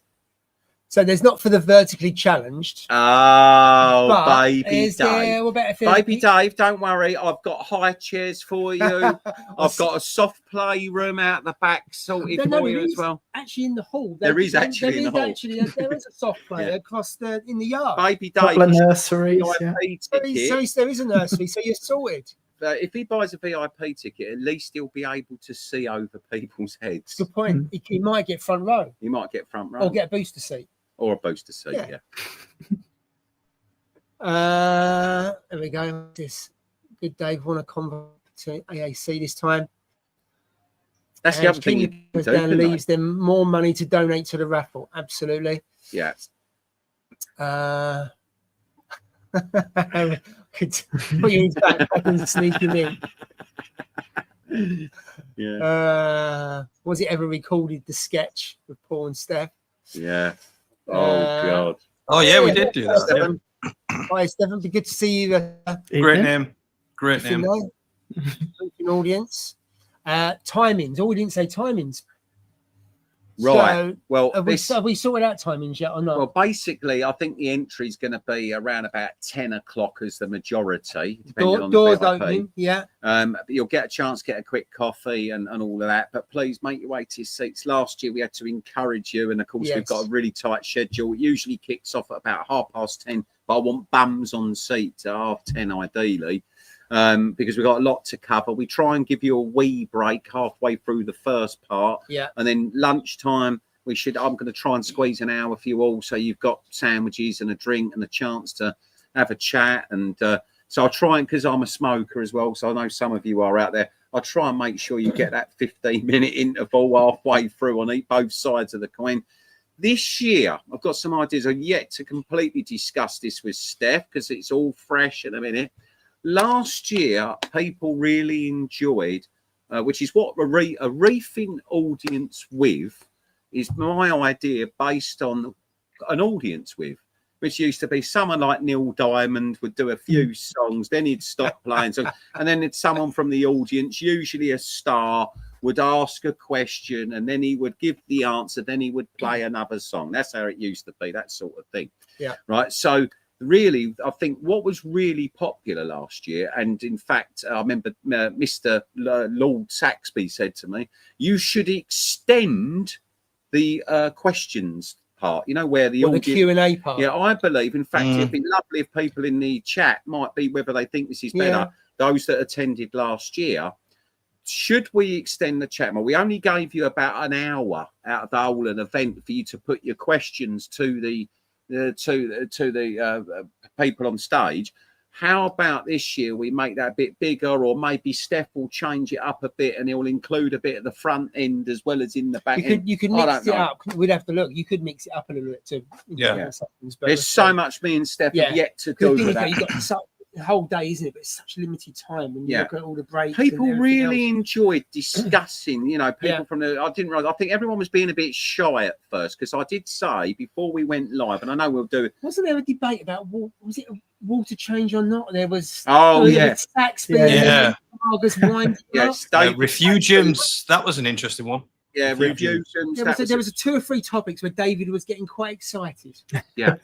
I think it's it was quite good actually, because there was that's what we really that's what want. You want though, that you want actually people to disagree and then the to and from as to why this and why that, and both were right for different reasons, weren't they? A reefing audience with is really about including you, the audience, within the thing. So it's like, you know, yes, you could send a WhatsApp message if you knew Julian, if you know him. But now you're going to get a chance. Julian, what do you think about UVs, for argument's sake? He might have a completely different opinion than me, and that in itself will create debate and all the rest of it. So remember, folks, this is about you too. It's not just about them. You know, the idea is that the idea of Reefer with, when you go and see a talk, it can be rather dry sometimes and slow. You don't just want to listen, do you? No. You want to be able to have an interaction. The idea is it's to make the guests feel comfortable. They haven't got to rehearse anything. They just turn up. They don't know what's going to hit them. And Steph will coordinate those questions. Jeremy, of course, last year did a fine job of doing that. And you know, so the format was laid, but I know that Steph wants to be on stage a little bit more and a bit more interactive with the guests and things like that. Maybe he'll even get his guitar out and do a song. As long as Mark, if Mark joins in, no, we might There's need no to watch the guitar. swearing. Yeah. Anyone who's watched you the last, can watch him swear more like. yeah. We shouldn't. I'll tell you a funny story about Mr. Julian Sprung, or Sir Julian Sprung, as I call him. When I was with March in Holland once, Yeah, I said, I'm going to dinner with Julian. And he said to me, this is before March went to visit Julian Sprung, and he now knows him really well. And I said, I'm going to visit Julian. And he said, can I come? I said, yeah, of course, come. So come to dinner. I said, but do me a favour. He said, no swearing. He sat down, and the first 2 words, he said, Paul Hughes said, I'm not allowed to swear in front of you. And he just dropped me basically dropped you in it from the first sentence. the first sentence. So if you say don't to him, that means I told him not Let's to face use it. the C word, and he used it within the first sentence. You know what he's You like. sound- you sound Anything you tell him surprised. not Exactly, to it's the do, opposite. he would do it. Yeah. So absolutely. yeah, timing's going to be something like 10 o'clock, a breather halfway through the morning for 15 minutes for a wee, etc. Then there'll be lunchtime from about 12ish, 1ish. I think it was 12:1. Then we've got like a couple of hours, I believe, that we'll be looking about interacting a little bit more with the audience. Less Steph. I'm going to allow Steph to, obviously, like I did Jeremy, to create their own, the way they want to do it. And that's what's going to be special about Reefing. So Steph might have his own way of doing it. Yeah. We're using the existing template just to give Steph a bit of guidance, because that cost me and Jeremy. To be fair, all shows have a framework. We have a framework. Your first Coral Freaks had a framework. The Reefing audience does, and Love to Reef has a process and a framework around the organisation and how it flows. Yeah. You have to, but it's carnage otherwise. And it's timings, isn't it? Yeah. So, and then what we're trying to do is hopefully pull the raffle at 3:30 so that everyone gets their prize on the day that they're there. Yeah. That helps. You know, Love to Reef, that can be a nightmare, can't it, with people not collecting prizes? Well, we changed it. So 2024, and we ended up loads here. I was shooting things out, and we had loads over. Yeah. Whereas this year, if you wasn't there, you didn't get the fee. It's a waste otherwise. So and then I'm hoping that it give you we'll probably extend the shop opening that on the Saturday by hopefully Barry didn't hear that thing, so I haven't told him that. I think he expects but I think he expects it. Yeah. Right, but we'll probably extend the shop closing time a bit, so there's no rush to like worry about the shop and all of that. So I'm hoping that we're all done and dusted maybe by 6:30 if you want to visit the store. If you're talking about you've got to travel long distances home, I'd hope that everything's done and dusted by 4. Yeah, that's the idea. So there we go. All right. Excellent. So I'm going to go through the chat now. Any questions? If you haven't put them in, please put them now. We'll go through into them. So Carl, earlier on, you said about so Jay did win last year. I did as well. Won an AI Powerhead, didn't I? Yes, right. You won an AI Axis. Yes, that's it. I still haven't taken it out of the box, but I will soon. So you can buy them in store, can't you? Tickets can be bought in store. No, it's online at the moment. We haven't got physical ticket, but we can do it there and then. If someone comes into the store, they can. Because they did for Love to Reef. They come in, they pay the money for the ticket. You send the details to me, and I send. Sorry. So you can buy in store or via the website. And I know there'll be quite a few people that have been to Love to Reef. If you want to do it via me, you can message me and sort it out via me. So you got 3 routes. You got the AAC store, AAC online, or via myself. If you want to do it that way, it's entirely up to you. Let's go through some comments. I think a reef tank can be classified as a drug. Yeah, is that 350, Chris? It is.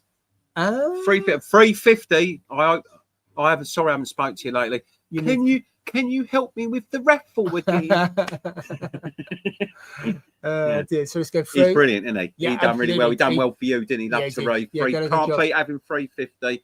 Yeah, Joe as well always helps us with the event. Yeah, it helps with setting up, doesn't it? He can't remember Friday night. No, I told him not to get too pissed, but he did anyways. Another March.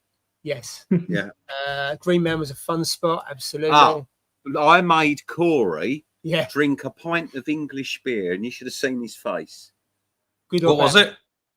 It was something really terrible. I got it.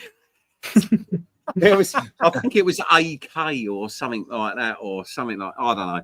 But I saw because he doesn't really drink much. I said, "Go on, try some flat, warm English beer." He wasn't. Yeah, got to do a Nuki Brown. Yeah, Got to give to him a be Nuki Brown fair, this year. Germans do have good beer. I'm not sure it's. Oh God, it's good. Yeah, yeah. So, It's different as well, isn't it? Yeah. You know, Reef and Rave on a Friday night. Yeah, Carl's on coming on the Friday night. yeah, Leave the Haribos at home, Carl. yeah. Like, the Haribos. Yeah, Just the Haribos. Yeah, well, I can't say anything else. Yeah, sure. Yeah, All I know is Love to Reef Yeah. and Haribos and Carl don't go. Yeah. It bounces around like Tigger. Right, let's see if we go through. Get a Stratton in the raffle. That'd be nice. Yes. Oh, I don't think they'll be strapped. That takes some serious arm twisting to get a strap. Especially as I know how much they cost. Yes. Yeah. I remember reading the algae book about 14 That's years Julian's ago. algae book. Yeah. Brilliant. Yeah. Bring it along, Corey. Get a Julian Sprung signature in it. So let's see what else we've got. Some questions, people talking amongst themselves. Well, oh, hello. Oh, what happened there? There we go. So well done, Paul, for arranging another great event. It's ultimately about sharing information, ideas, suggestions, Q&A. Yeah. Also, I think this is quite certainly a unique event to the UK, because there isn't an event where it's a talk show. It's relaxed. Absolutely. It's not a talk. Also, it's a relaxed thing, isn't it? Do they do anything like this that you've seen around the world? Because obviously you do Reefer Palooza, and they have guest speakers, and they're not always as well attended as the UK ones in terms of the audience, are they? No, I don't think I think is quite unique across the reefing world. It sounds quite dramatic. Right. I love talks, but not everyone does. And as Steph will tell you on our tour to Orlando this year at Reefer Palooza, you believe it or not, the talks were generally really poorly attended. Yeah. How do you make a talk fun?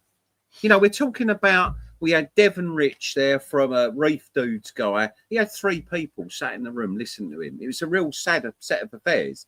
You know, so there's these good people there, but they're not getting enough because people are too interested in, they don't want to be too structured, sit there for hours, listen to something. The idea of a reefing audience is one, it makes the guests feel comfortable because they don't even know what questions are going to be asked. Yeah. Steph might ask them what ice cream they like for all they know. Yeah. It may not be as technical as what is the idea is to include everyone, whether you're a beginner hobbyist, whether you're advanced, and the idea is to make it as very sort of low key and not stuffy. Yeah, that's the whole idea, and that's why I came up with this idea. The idea being that it just makes it more friendly and easy going. That's the whole idea, and we all get together. We have a great night out on the Friday night, obviously beforehand. We have a great night on the Saturday night.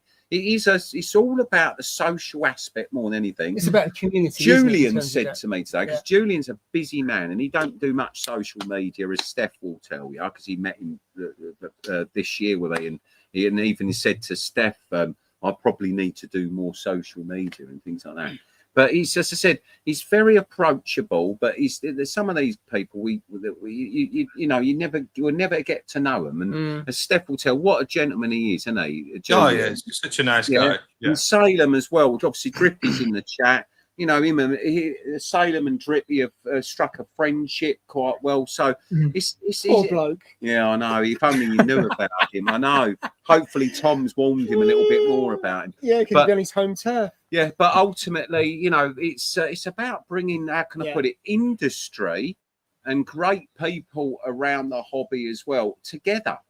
It's about the whole idea is really a little bit more unity. It's like, these people go out of their way. They will interact with hobbyists, but it's unlikely in the UK you're ever going to get to meet these people. So this is why it's unique. Isn't why it? I bring them in. I think Harry, listening to Paul and also Stefan talk about events in the States, and they have like 3 people, 20 people, 25 people. You think about Love to Reef this year. You obviously was filming.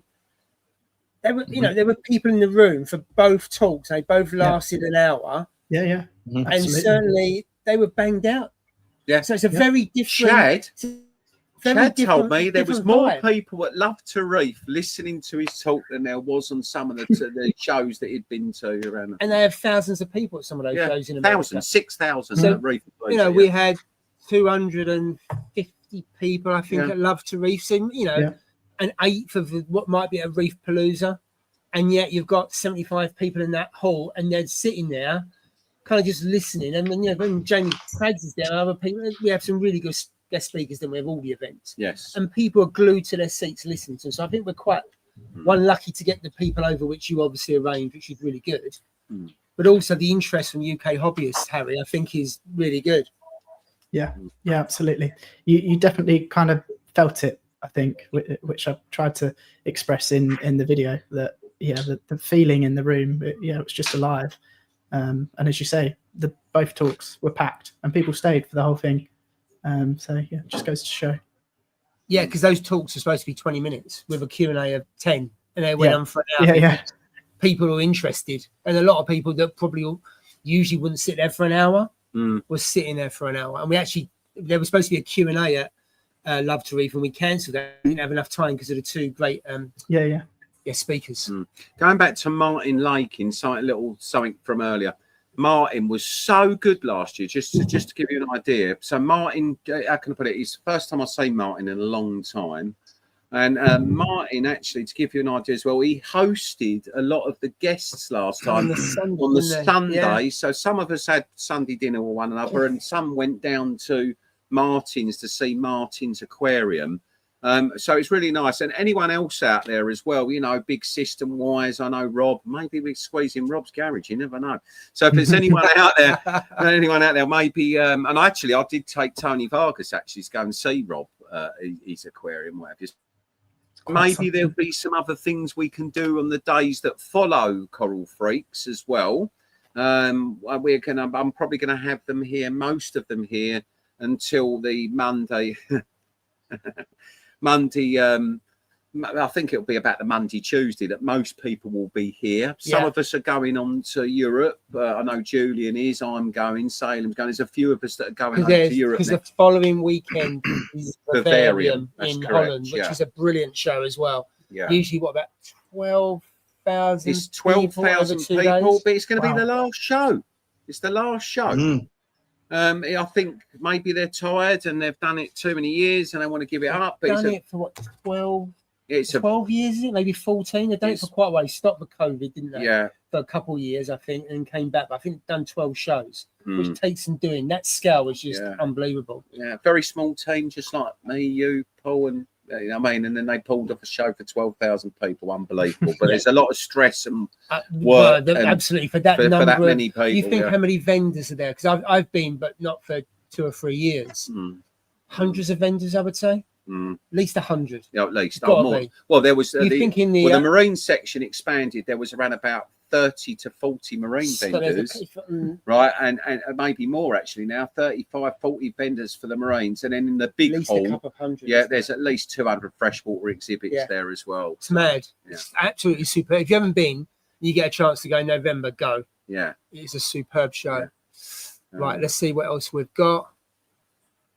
So a lot of people do stay at the Green Man. Yeah. I'm not too sure where else they stay other than that, but it's quite a few rooms. We need to get in there quick. Barry did hear me talking about extending it. We have to ask Elaine as well, please, Barry. Maybe you'll stay for the Saturday night. Who knows?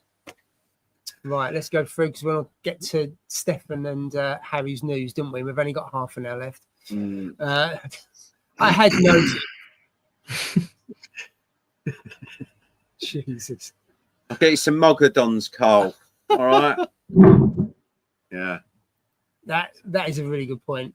You're accepting a hobby whether you're beginners or not. Absolutely, John. There are some places where it can feel very stuffy. Yeah. That if you're not an expert, and it can be quite intimidating because there's a lot to learn, isn't there? Absolutely.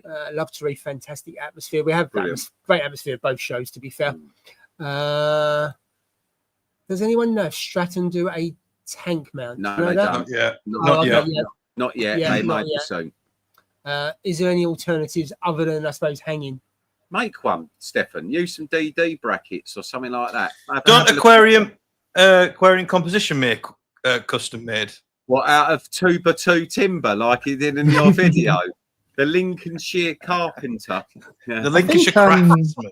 When's the Stratton Flex coming to the UK? Well, I'm going to take a guess because I've no... And fingers crossed. I reckon it will be early autumn. That's look, all I'm going to yeah. say. Oh, Joe. Hey. Right. Okay. Come on. Dear. Rob would have to move all his Ferraris out. Oh, it's true. Yeah. Free Mind you, electric stars, at least we can use helicopter to fly to Rob to take the stars in the helicopter. Yeah. Yeah. I'll do the raffle for a ticket to Holland. Yeah. Oh, you can come to me to Holland, Chris. You just got to talk to Joe. Are we still going to Holland every year? Yeah. So he's going anyway, November, isn't it? Yeah. It's our holiday. It's our reefing holiday. Saying Chris go along. Yeah. Let's have a look, see what else we've got. What's Jay saying there? Could the UK be hosting some of the best reefing shows in Europe by the end of 2026? Maybe. I don't know. Maybe if I had a really good quality school teacher helping me, we might pull off more shows and they might get free a ticket or less reduced ticket price. The thing is, though, I don't think around here we could do more than 2 shows a year. We can't. We're too busy. Because the summer's a tough one to do one. Yeah. So you could do one before the summer and one after. Yeah. It takes 4 months to organise Love to Reef. Yeah. And then it takes 2 or 3 months to do this. And that's your year gone, isn't it? We did say, didn't we, that when we retire, we'll do it for professionally. We would if we get to retirement age and that we would start a company, wouldn't we? Yeah, we'd do shows. Yeah, yeah. You need full time on it. Yeah, and then we could do a reef and a freshwater one as well. Yeah, that's a good point. See that one there. Right now, folks, it is the last for Varying the Story saying, but there's 2 shows in Europe that I've been told you must go to, and that is Reef Mania in Germany, and there's an Italian show that Tony Vargas tells me is amazing. So, well, I went to Reef Mania just gone. It was incredible. It was good. Yeah, very good. Very good corals. Very, very good. Yes, it's amazing. It's got big, isn't it? Yeah. Right. There we go. So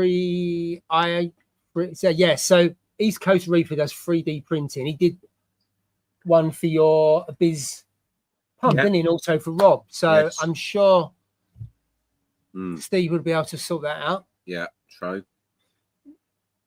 So not at the moment, but I'm sure if you hook up. So East Coast Reefer is on Instagram. Yeah, he's talking to him in the chat. Okay. Yeah, he's in the chat talking to him, I think. Let's have a look. But I could send the designs to the Spiritual Reefer. He could put them on the website, maybe. Right. Italy. Let's go. Forza. No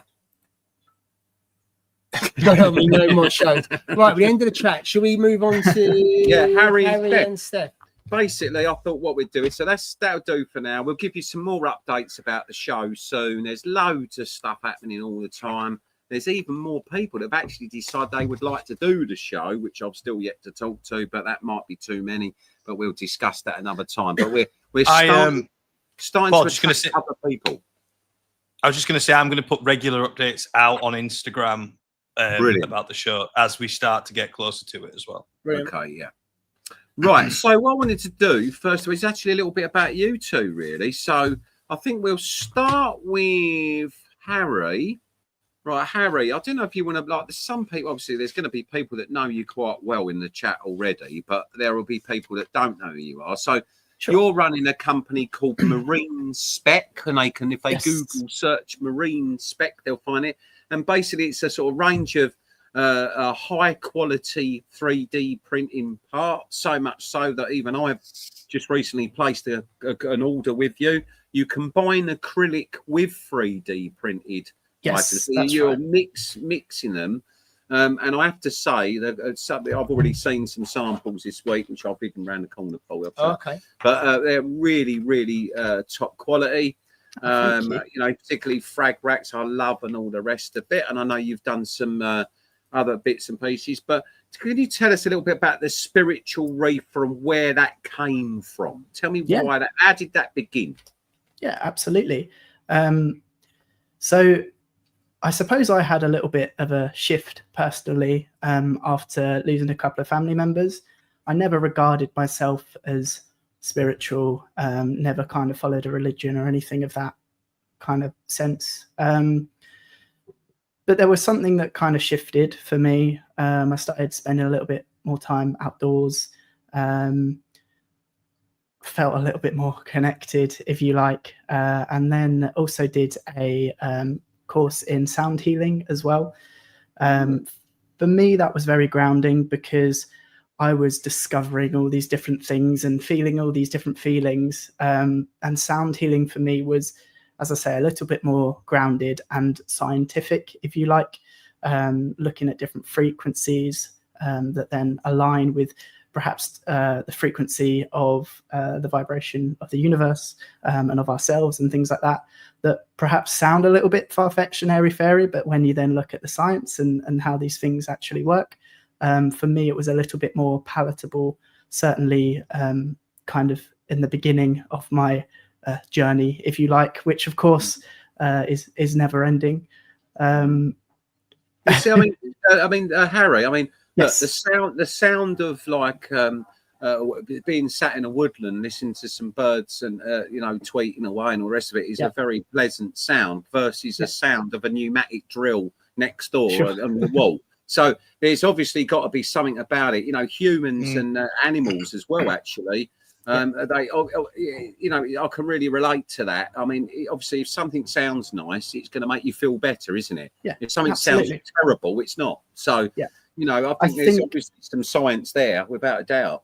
Sure. In a world where we're all so connected and in many ways, therefore, disconnected, I think it's important we almost have to consciously now take time to step outside, to appreciate silence when we've all got these phones in our pockets and everything, and everything's so accessible.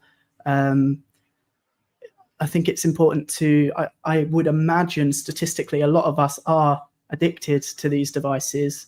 And I don't know that that's hugely recognized, but I think is becoming more so. But of course, that all kind of ties into the aquariums. I love the ocean. More recently, I've been doing some diving. I'm getting qualified diving. I'd love to make videos of like underwater scenes and things like that. That's kind of the goal. But yeah, it all interlinks and kind of goes back to that roots of feeling the way I was feeling, I suppose. And as I say, I'm very early on in this journey. And yeah, I kind of through Marine Spec got to know a few people in the hobby. They come to mine. I've got like IBCs with seawater and things like that. And they obviously see the tank. We talk tanks, and that's that kind of community. And getting to see people, to talk with people, that then kind of evolved. And then, yeah, as I say, Marine Spec kind of comes into it. And I was just making stuff for my tank, and people would come around. They say, "Oh, where'd you get that?" Or "How have you done that?" And it was, I just got a 3D printer up there. And then you get another one, and then more people are interested. And then you think, hang on a minute, this is costing a lot of money. So that's, of course, where the business side comes into it. And it's just to fund the hobby, really. There's no like expectation. I'm not looking to open a store or anything of that nature. I think for me, it's more about putting some money back into this and back into the videos and things like that. But yeah, that's kind of how it was all. Obviously, Harry, you might be underselling yourself. Harry's channel, The Spiritual Reefer on YouTube, Chris. But one of the things, it really did actually struck a chord with me when you first appeared on the scene, because I don't hide the fact, but at the time I wasn't feeling too good. And I found your videos incredibly soothing and calming. And I know Steph has watched a few of your videos and said the same to me about it as well. And that struck a chord with Steph as well. Harry, everyone says it. You're such a nice chap. I mean, I don't think, everyone loves being in your company as well. And, you've got so much admiration now around the UK, I think, amongst reefers and what have you. So, but I think you're underselling yourself a little bit. You also do wedding videos, don't you? Yes, that's kind of my main gig. So you make most of your income from doing Yes. wedding videos, but Correct. do you actually do any spiritual sort of healing sound groups? Do you do any of that at all? I have done previously. It's more of a kind of time constraint with, obviously at the minute it's wedding season and things like that, so I am spending most of my time filming, but also editing, which, as Steph knows, is a very time-consuming process. But yeah, I have done in the past, and I've done sort of some outdoor retreats, if you like. I've not hosted them myself, but I've been invited to do some sound healing and that kind of thing at those sort of events. And then I also like to attend, like they do. I can't think where it is now, but it's a lavender festival where there's some nice little market stalls, all of kind of homemade small businesses. And things like that. But yeah, as you say, the weddings are kind of my main gig. It was only, I think, around the beginning of this year that I went full-time self-employed. So that was also another bit of a shift. Wow. And it was almost the day, Harry. I remember the day that I rang up and registered as self-employed, and I don't come from an entrepreneurial background. Can't even say the words, see that? Yeah. The reality is I know what that leap of faith. But I was lucky that I had a mentor at the time, and he said to me, Paul, business-wise, it's not pigeon steps, it's leaps. Yeah. And sometimes you have to take a leap of faith. And all I know is, Harry, from what I know about you already, you're going to be incredibly successful. You've just got one of those. You've just got a certain vibe, and I know me and you spoke about this a long time ago. Yeah, about when we first discovered the channel, we messaged one another and said, "Have you seen this?" Yeah. So no, it's really good. Every time you pop up on my Instagram feed or something like that, it's always a positive moment. And that's something really nice. Whenever you appear, really one thing I will listen. Apparently, Harry Rentis answer. I've got so much going on in my life at the moment, and I asked Harry to do some work for me, to make some stuff for me, and I kept getting busy, but at the same time I needed this stuff quick. It's like I'm sort of procrastinating myself, sort of thing, never getting around to getting something done that I've asked someone to do myself. And then it was really troubling me, and it was like late one night, and then Harry appeared in the inbox, Paul. Shall I come down and take those measurements? Right, So he's there in the cloud looking over. So Harry, it's really great working with you, not only on this job, but bye Martin. But it's really it's really great that we're working on this little job together. But also, as I said, it's exactly, Stefan. His voice is so soothing and it's wonderful. And that's always been something I've been conscious of, my voice. Well, don't be. But a lot of people have said that. So absolutely, don't be.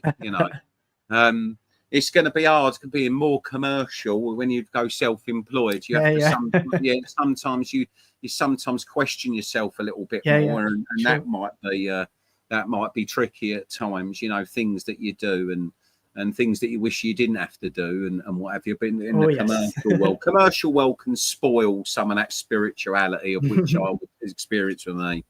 And also, Steph. So, Steph, you are like the world's reefing international tourer. So let's list off, Steph. Pretty much. You have been in the last year, say, if we go calendar year, right? Where have you been?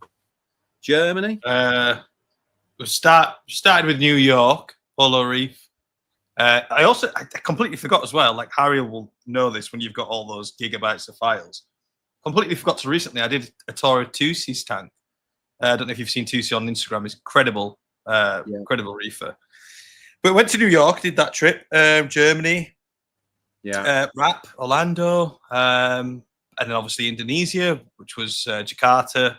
And then we flew to Bali, and then have I missed anything else out?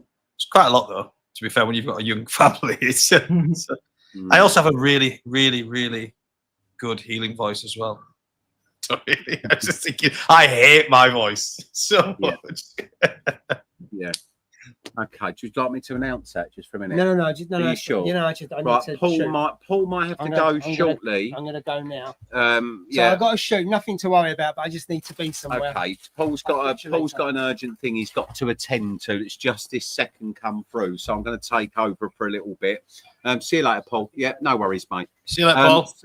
So yeah, basically, Steph. I mean, obviously, you've sort of rocked onto the scene. Obviously, I remember first seeing you with Andy at Radical. Oh God, Reef, yeah.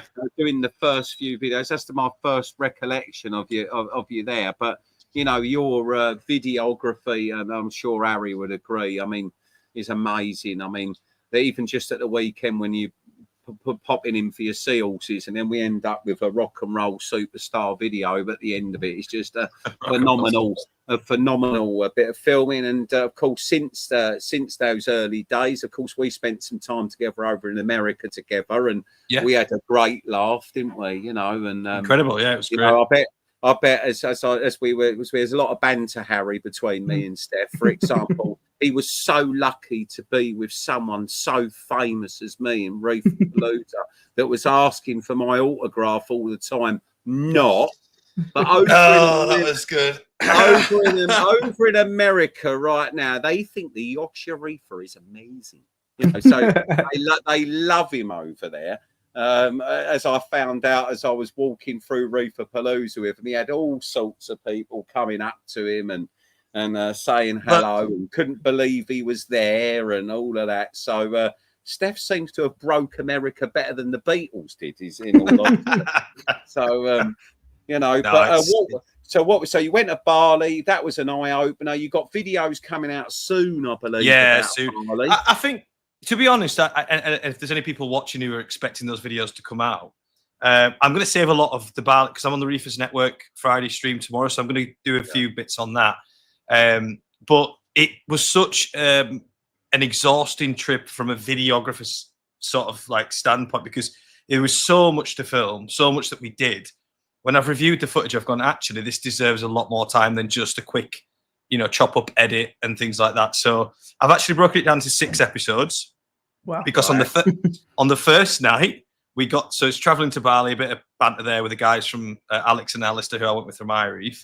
But we went to a nighttime fish market, and that was just something that you have to see. And I can't wait to share that video because it's just what we would see it as is that's cruel. But actually, these guys, and I was speaking to them, and they do this because it feeds their family, and the fish that they have in those settings are cared for more than anything I've ever seen because their money comes in from those fish.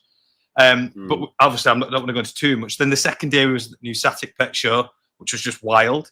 And then obviously we went to the Discus, the koi breeding facility, which I think I did share a little bit of a shot on the drone, but you could just see for miles where all these koi ponds. It was incredible.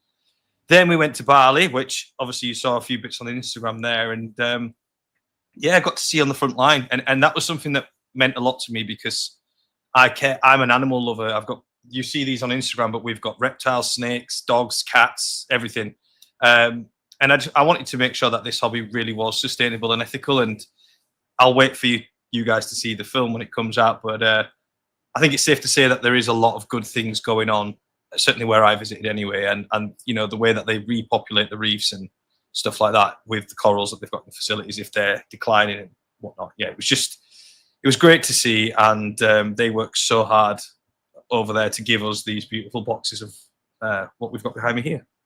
So it was definitely worth the trip. But yeah, like I said, it was exhausting capturing everything. So it's going to be coming out probably September. I did say August, but obviously we've got the seahorses now, which has slightly taken the priority, if you like, because they're here now and people are asking about them. So yeah, September. And you've got to get your head down for a reefing audience with. Well, yeah, we've got a lot of work to do on that as well. So I haven't looked at it yet. I've planned a few things, but what was really interesting, I was telling Paul when I first started. I mean, my dad's had fish tanks since I was born, but when I first started in the hobby, I came from the music scene and the music industry, and obviously had a background in care. But I didn't know who Julian was. Yeah, so it's like, and I'm, you know, it's crazy now. Obviously, I know everything that he's done, but it was Steve Fox. I met with Steve Fox from Exodus, and he was like, "Oh, that's Julian Sprung," and I said, "Steve, who's that?" So like, I'll never leave that down. I told Julian that. I think I told did you tell him that yesterday? Yeah. Did you tell him? But I think, yeah, of course, yeah. But as I said, that's what's interesting about it, and that's why I think Yeah. this time is a really good mix, because like Corey and Salem are more applicable to yours, Harry's age group. You're around that sort of age, and I think that's why. And but you know, some of these the reason why there is a hobby is because of people like Julian and Martin Lakin, who's left tonight, and other people and stuff like that. There are people out there that almost, if you like, perpetuated or popularized the hobby, is what I would say. They didn't invent it necessarily, but they popularized it. And what you see today really are those roots from back in the day. And you know, there was a legacy that will certainly be left with a few people in our industry. You know, so so I know that me and you've got a bit of a special trip coming up soon. We're off to go. We're going off to see Fan at Tidal Gardens, aren't we, for a bit? And we'll be studying on a reefing audience with us whilst we're travelling as well. Lots of planning there. Lots of planning there, and hopefully we're going to bump into Salem there as well and have a chat with Salem and possibly Julian as well. So we'll have a little bit of a warm up, Harry. So we start to, you know, have a bit more, because I'll try and confer with the guests. I need to do this with Corey, incidentally, and I'll try and have a bit of a chat with them and learn a little bit about them as well, and try and help craft some of those questions, or me and Steph will discuss what those questions should be, that sort of thing. One of the things, Paul, as well, that I when we start putting the videos out on like Insta and stuff, is asking people who watch the videos and the audience, what do they want to see at the show? Because we want to build the show for the audience, not for me and Paul. It's for the audience. What do you want us to ask? What do you want us to, how do you want you know, we'll take everything that's given to us and try build something that's you know, last year's going to be very hard to compete with. Jeremy and I, last time, what we did was we reached out to everyone on a stream, several streams leading up to the show. And we sort of said, look, if you've got any questions, put your questions to us, and then we'll, you know, ask the questions. But in actual fact, Steph, I think, you know, we can do that again. So we had a few structured questions. Jeremy actually used a few of my questions to warm the room up, if you know what I mean. That Paul wondered whether if and all the rest of it. So we can certainly structure it. But like you said, it is a real, really, it's about the audience, you know, a reefing audience with, So it's should be equal share. So that's why, you know, depending what people think, you know, it's last year's event, certainly, it seemed that once people got into the flow of asking questions, and if you remember, I was running around like Mr. Bean with a microphone from and I dare say I'll do that again this time round as well, do the Mr. Bean run around the room look. But as I said, I think it's really important to encourage the audience to, you know, get that opportunity. You know, it might be you might think it's a silly question, but no question is silly, and that's the point. Whether you're beginner, and like you said, you only knew about Julian less than a couple of years ago, you know, so you know, and you know, and there are people here probably in the chat now like that may not know who Salem is, for example, or much about Corey or things like that. So we'll probably, I think, before the event, we'll probably go out with another stream or two, or me and you, maybe you'll reach out to people on your social media channels. And again, Harry, likewise, if you hear the word on the street is, you know, that we'd like this, you know. So if people out there want to see a reefing audience with, in their view, we'll take any form of criticism, anything from the previous show and how we could make it better. So please reach out to either myself, Harry, or Steph, or whatever, and we'll see if we can accommodate, you know. That's a good thing there from Chris there. Julian skipped a generation and social media. Well, let's be honest, David Saxby's never used Facebook. And he won the Lifetime Acquirist Award of last year. And again, Julian does sort of do a bit of social media, and but he doesn't connect even with WhatsApp that much, as I've found out, or this thing, you know. So it's you know, when I place orders with Julian, I'm discussing it. Normally it's by email. We will do email, you know, but you know, there is, and then of course at the other end of the scale, I've got Salem on my Facebook Messenger, you know. So as I said, you know, it's different strokes for different folks, but I think everyone's important in the community, young, old, and you know, and so forth. So and I think Chris is a very good point. Yeah, and he really is, as he puts here, a published legend. I mean, you know, there'll be people that know, but he really is. And then, of course, you know, as Stefan said here, Salem. Yeah. You know, I mean, let's be honest. He's a genius already. Yeah. It's ridiculous. And he makes me feel extremely uneducated when I hear him speak. I'm just in awe. He's incredible.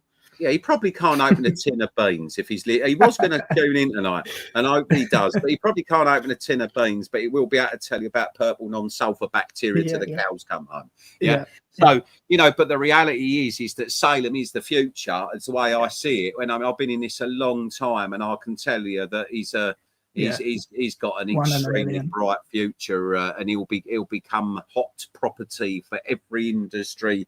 You know, there'll be people trying to poach. He's currently working for Triton, you know, but I'm sure he'll become, you know. But ultimately, science is his core subject for sure.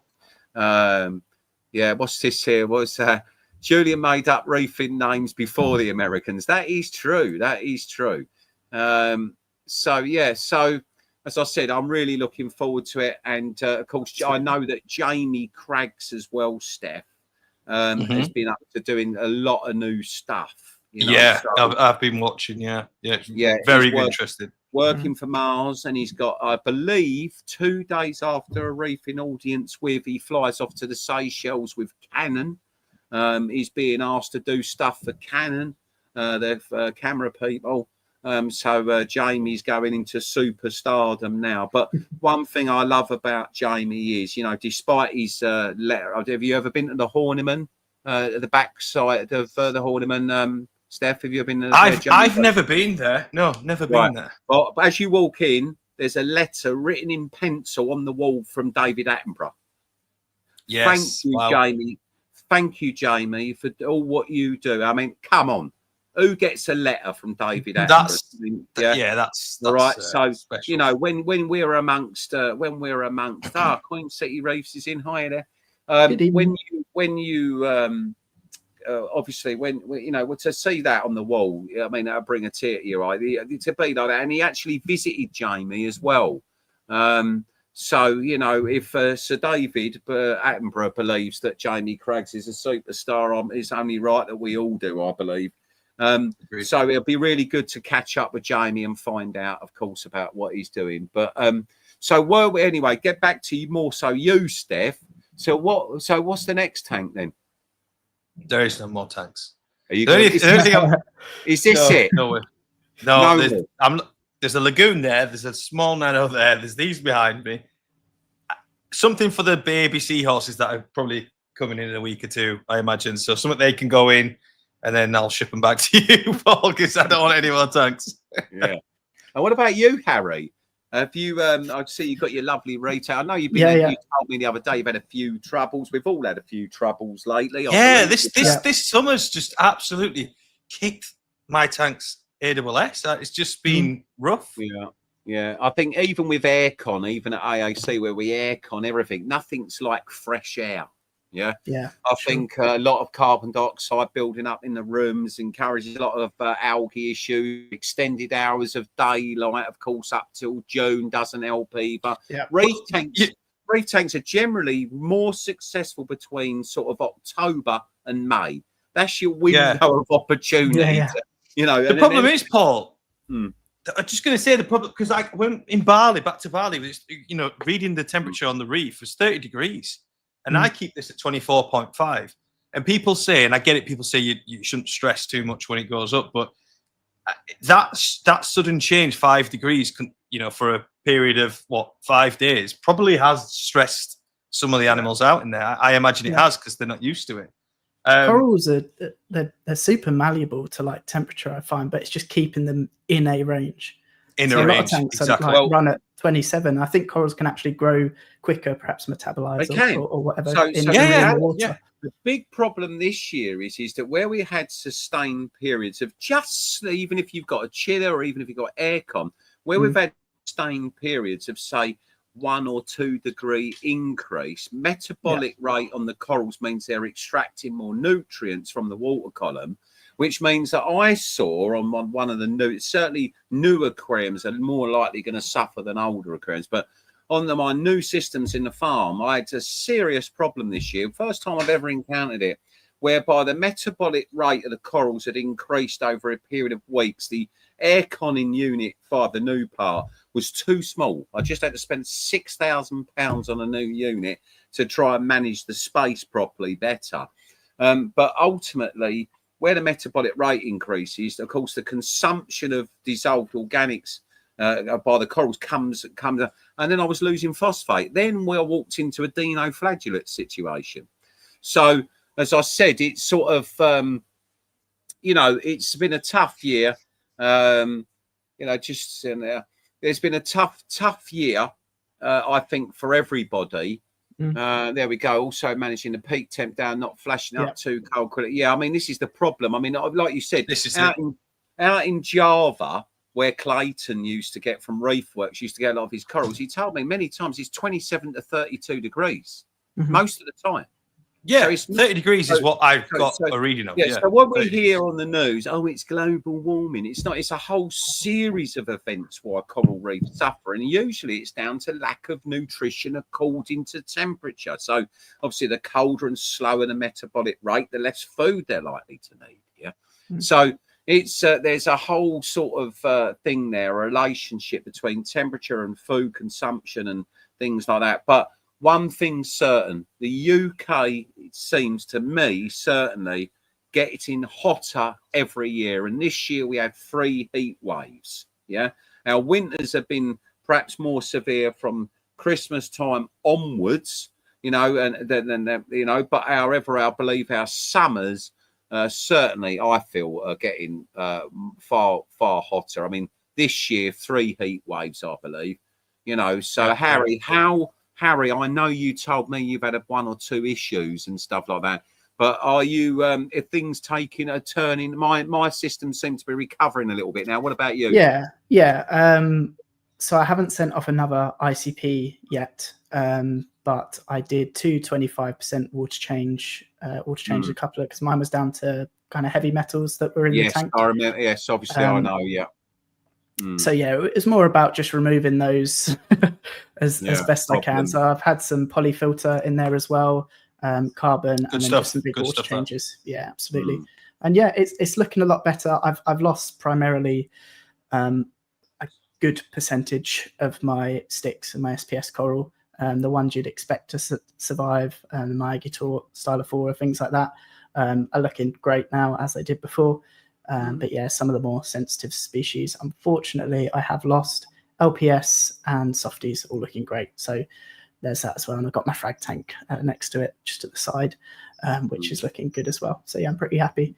Well, I'm fairly sure, Harry, that the reefing community, I've had so many offers already, bless them. You've only got to reach out, and I'm sure you'll have more frags than what you started with.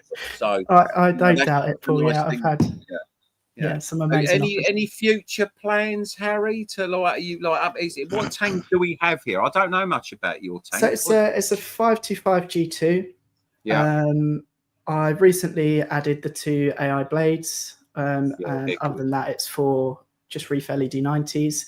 I kind of favored those because I could get 4 of them with the budget I had, rather than say 2 different lights.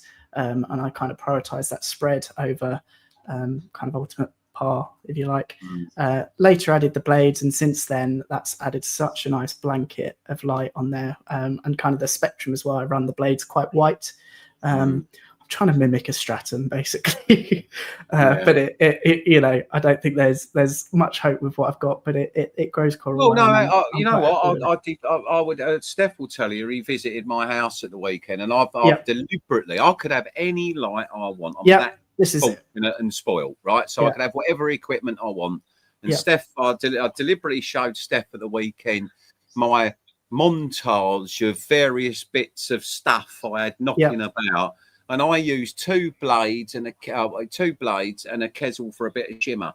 just Yeah, so I could lovely. have, just so I could end up with it. I think the blades actually are incredible. very, very good. I light. really like the blades. And having the Reef LED 90s in there, actually, I believe that the Reef LED 90s are a damn good light. I know, for example, Stephen Bates is in the chat. He rated them as well at the time. I think he's on a Reef factory light now, but the LED 90, the LED by Red Sea, I think is pretty damn good. I think sometimes the Stratton is an amazing light, right, without a shadow of a doubt, you know, but it's not in everyone's budget. It's not in everyone's range. And I think the reality is that depending on the system that you keep, depends on how much money you really need to spend on a light. So, you know, in reality, really, one blade that you've got there, Harry, could probably look after a fair few soft corals, mushroom anemones, and what. So not everyone's got that. But the desire of a blade is desire of a Stratton. I think just the full spectrum. You've got all your different spectrum, which I think we're finding out more now, and more important than perhaps we previously thought.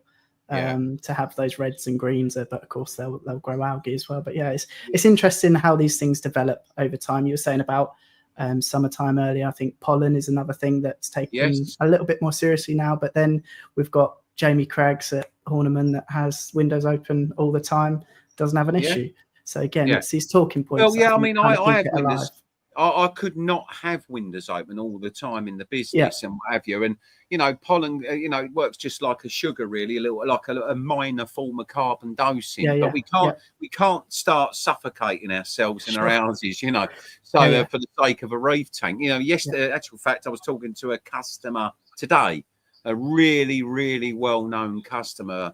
And an incredible gentleman, actually, Steve Spicer. I don't know if you know that name. No, I've not. He's more of a forum guy. Martin would know, and a few of the older guys would know. But he's had a 9-foot reef tank for 24 years, and it's packed with SPS corals. He grows them for fun, but he's got to a stage, and he just sort of, you know, he flew home from Ireland the other day because an ATO got stuck on it, had to fly back over there again. You know, as I said, it's sort of, you know, it's about finding a system that not only meets your budget as such, but it's also finding a system that suits your lifestyle as well. So you know, lighting choices, you know, great. I mean, there's really nowadays you're hard pushed to not be able to buy a light that actually works, you know, quite well. So even if it's on the budget, even on the budget side of things, there we go. There's so Sean will know that, but as I, you know, it's I think nowadays he's knocking it on the head. And I said he's giving up the idea of running a reef tank for the first time in 24, 25 years because he wants to do a little bit of sailing and he wants to go sailing. And I think you shouldn't have a reef tank where you've got to keep your windows shut because of pollen or you can't go on holiday. It's got to suit your lifestyle how you want it, you know. And I think at the weekend, I was trying to explain to Steph at the weekend, the reason why I chose to do that tank at home is because it's not very difficult. I didn't want a subject when I come. I've got enough difficult going on all day long at work. So I had to choose an aquarium around my lifestyle. So although it's been done in a basic glass box, no sun, you know, with some hashed together lighting using an old Red Sea light fixture and a recycled cabinet and things, I want to show people you haven't got to spend a fortune. It's what you do with the animals when you get them. And you haven't got to live your life looking for named corals. You know, so, you know, it's what you do with those. You know, I'll refer to it like gardening. You know, you go to a garden centre, you don't buy 100 Japanese maples just because you can. Because it looks a bit pretentious. It looks like a trophy shop. It's, you know, there should be a little bit of thought, not only into your lifestyle, but and whether you can manage a reef tank properly, but also from a budget point of view. You know, you shouldn't skint yourselves out, you know, buying the world's greatest coral when you don't really need it. You know, I think it's almost a lot more. It's a lot more rewarding to kind of build your tank over time. As I say, this has been going probably over 2 years now. This system, those blades were added on a couple of months ago, and I think to be able to develop something over time, I didn't start with all the Reef LEDs. One of them come off another aquarium, and and things like that to kind of build it as you go along. I think that's more rewarding than if you were to just kind of, as you say, make yourself skint buying the best there is all in one go. Then it's kind of one and done, if you like. Of course, a reef tank is ever evolving. Yeah. Also, cost of regardless. fuel bills, something that worries me, Steph. There, looking at that lot, that must be a few quid worth of electricity in it, Steph. Yeah, it is, and to be honest, you know, having social media channels doesn't really pay very well, surprisingly. You know, I'm no Mr. Beast at the minute, so it is a very expensive. It's not expensive; it's just having these aquariums, that aquarium, I've got a bit mad with it. Whereas if I had just the one, I think a lot of the products that we use nowadays are quite economical. But you have to control yourself in this hobby because it's so. But you know like, what, you're new, right? This really. I mean, how many years have you been reefing now? I know your dad's had them forever, but like you personally, reefing saltwater 5 years, I think. Now 5 years. When I was 5 years into reef keeping, I had more tanks than you. Yeah, well, I'm doing all right then, aren't I? Yeah. And now look at it. It's got right out of hand. It's just, I love the hobby. Got a bleeding shop now as well. It just all gets out of hand. It's knowing when to put the brakes on, I think. That's the thing. But eventually, you'll find your core subject and you'll find what it is that you really want. Yeah. And that's probably the way that you'll go over the years. You'll find that special subject. And Harry might be that he's dreamt about owning a SPS acro-dominated system forever because that's what floats his boat. But eventually, when you've had it all, as I've had, you end up starting to look at, like, you know, the idea that I don't really want an F1 racing car at home anymore. I just want something I like looking at. Yeah. And the thing is, I mean, you sort of aspire for a Bugatti Veyron, and in the end, you end up with like a Ford Fiesta. You know, I'd probably say though, like I've always had hobbies and stuff, and if this is a hobby that, you know, if people do golf, people do footy, whatever, actually, it's pretty cheap if you look at it as a whole for a hobby. It's very rewarding for you know what it costs to get to where sort of I've got to, really. Yeah. Yeah, that's funny. From Pickles Reef Paul there. Does anyone want to know why Pickles Reef's called Pickles Reef? Because this gentleman turned up with a sample of water once with me. They just washed out a Branston pickle jar and brought some water down. We opened the jar, and of course, the first thing I smell like pickles was Branston. Yeah, that's so funny. Yeah, that was quite funny. Funnily enough, I think Acropora smell like pickle. But not everyone agrees with me. But I really think it smells of pickle. They have a sweet smell. It's a very sweet. Next time you smell it, think of pickle. Really? All right. Yeah, I think it really does. I've never really thought of it like that, Harry. Yeah. But what does it taste like, Harry? Did you taste it? I haven't tried it yet. No. Maybe I will. I'll let you know. Harry. Someone asked me earlier if I was drinking phytoplankton. Yes, I saw that on the thing. Harry's on the phytoplankton. This is quite funny. Who needs narcotics when you have reef tanks? Well, you couldn't afford to buy narcotics. You got a reef tank. Yeah, that's what gets you out of trouble. Yeah. And there we go. Look, Branston for the win. Yeah. There we go. But I should change your pickle, Harry. Yeah. There we go. What we got there? Reef Pickle by Kelvin Klein. Yeah, funny. Anyway, chaps, I hope you enjoyed that. It was really nice tonight, I think. And there was a lot of people in the chat I saw there. So I think we'll wrap it up, I think, unless you've got anything to add, Harry or Steph. Do you want to? I don't believe so. Just covered. A reminder that I'll be on tomorrow night. Where we'll be discussing a bit of barley. Yeah, nice. And of course, you'll be on there. What with Drippy and Tom and I don't know yet. I'll turn up and we'll see. Yeah. And Harry, what you got coming up? What's the next thing for you coming up?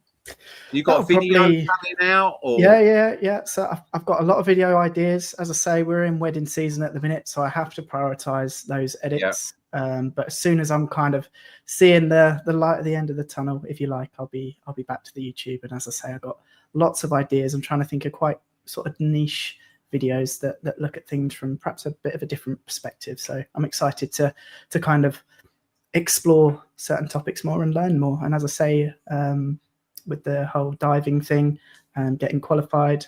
It's actually next week that I'm going for another dive.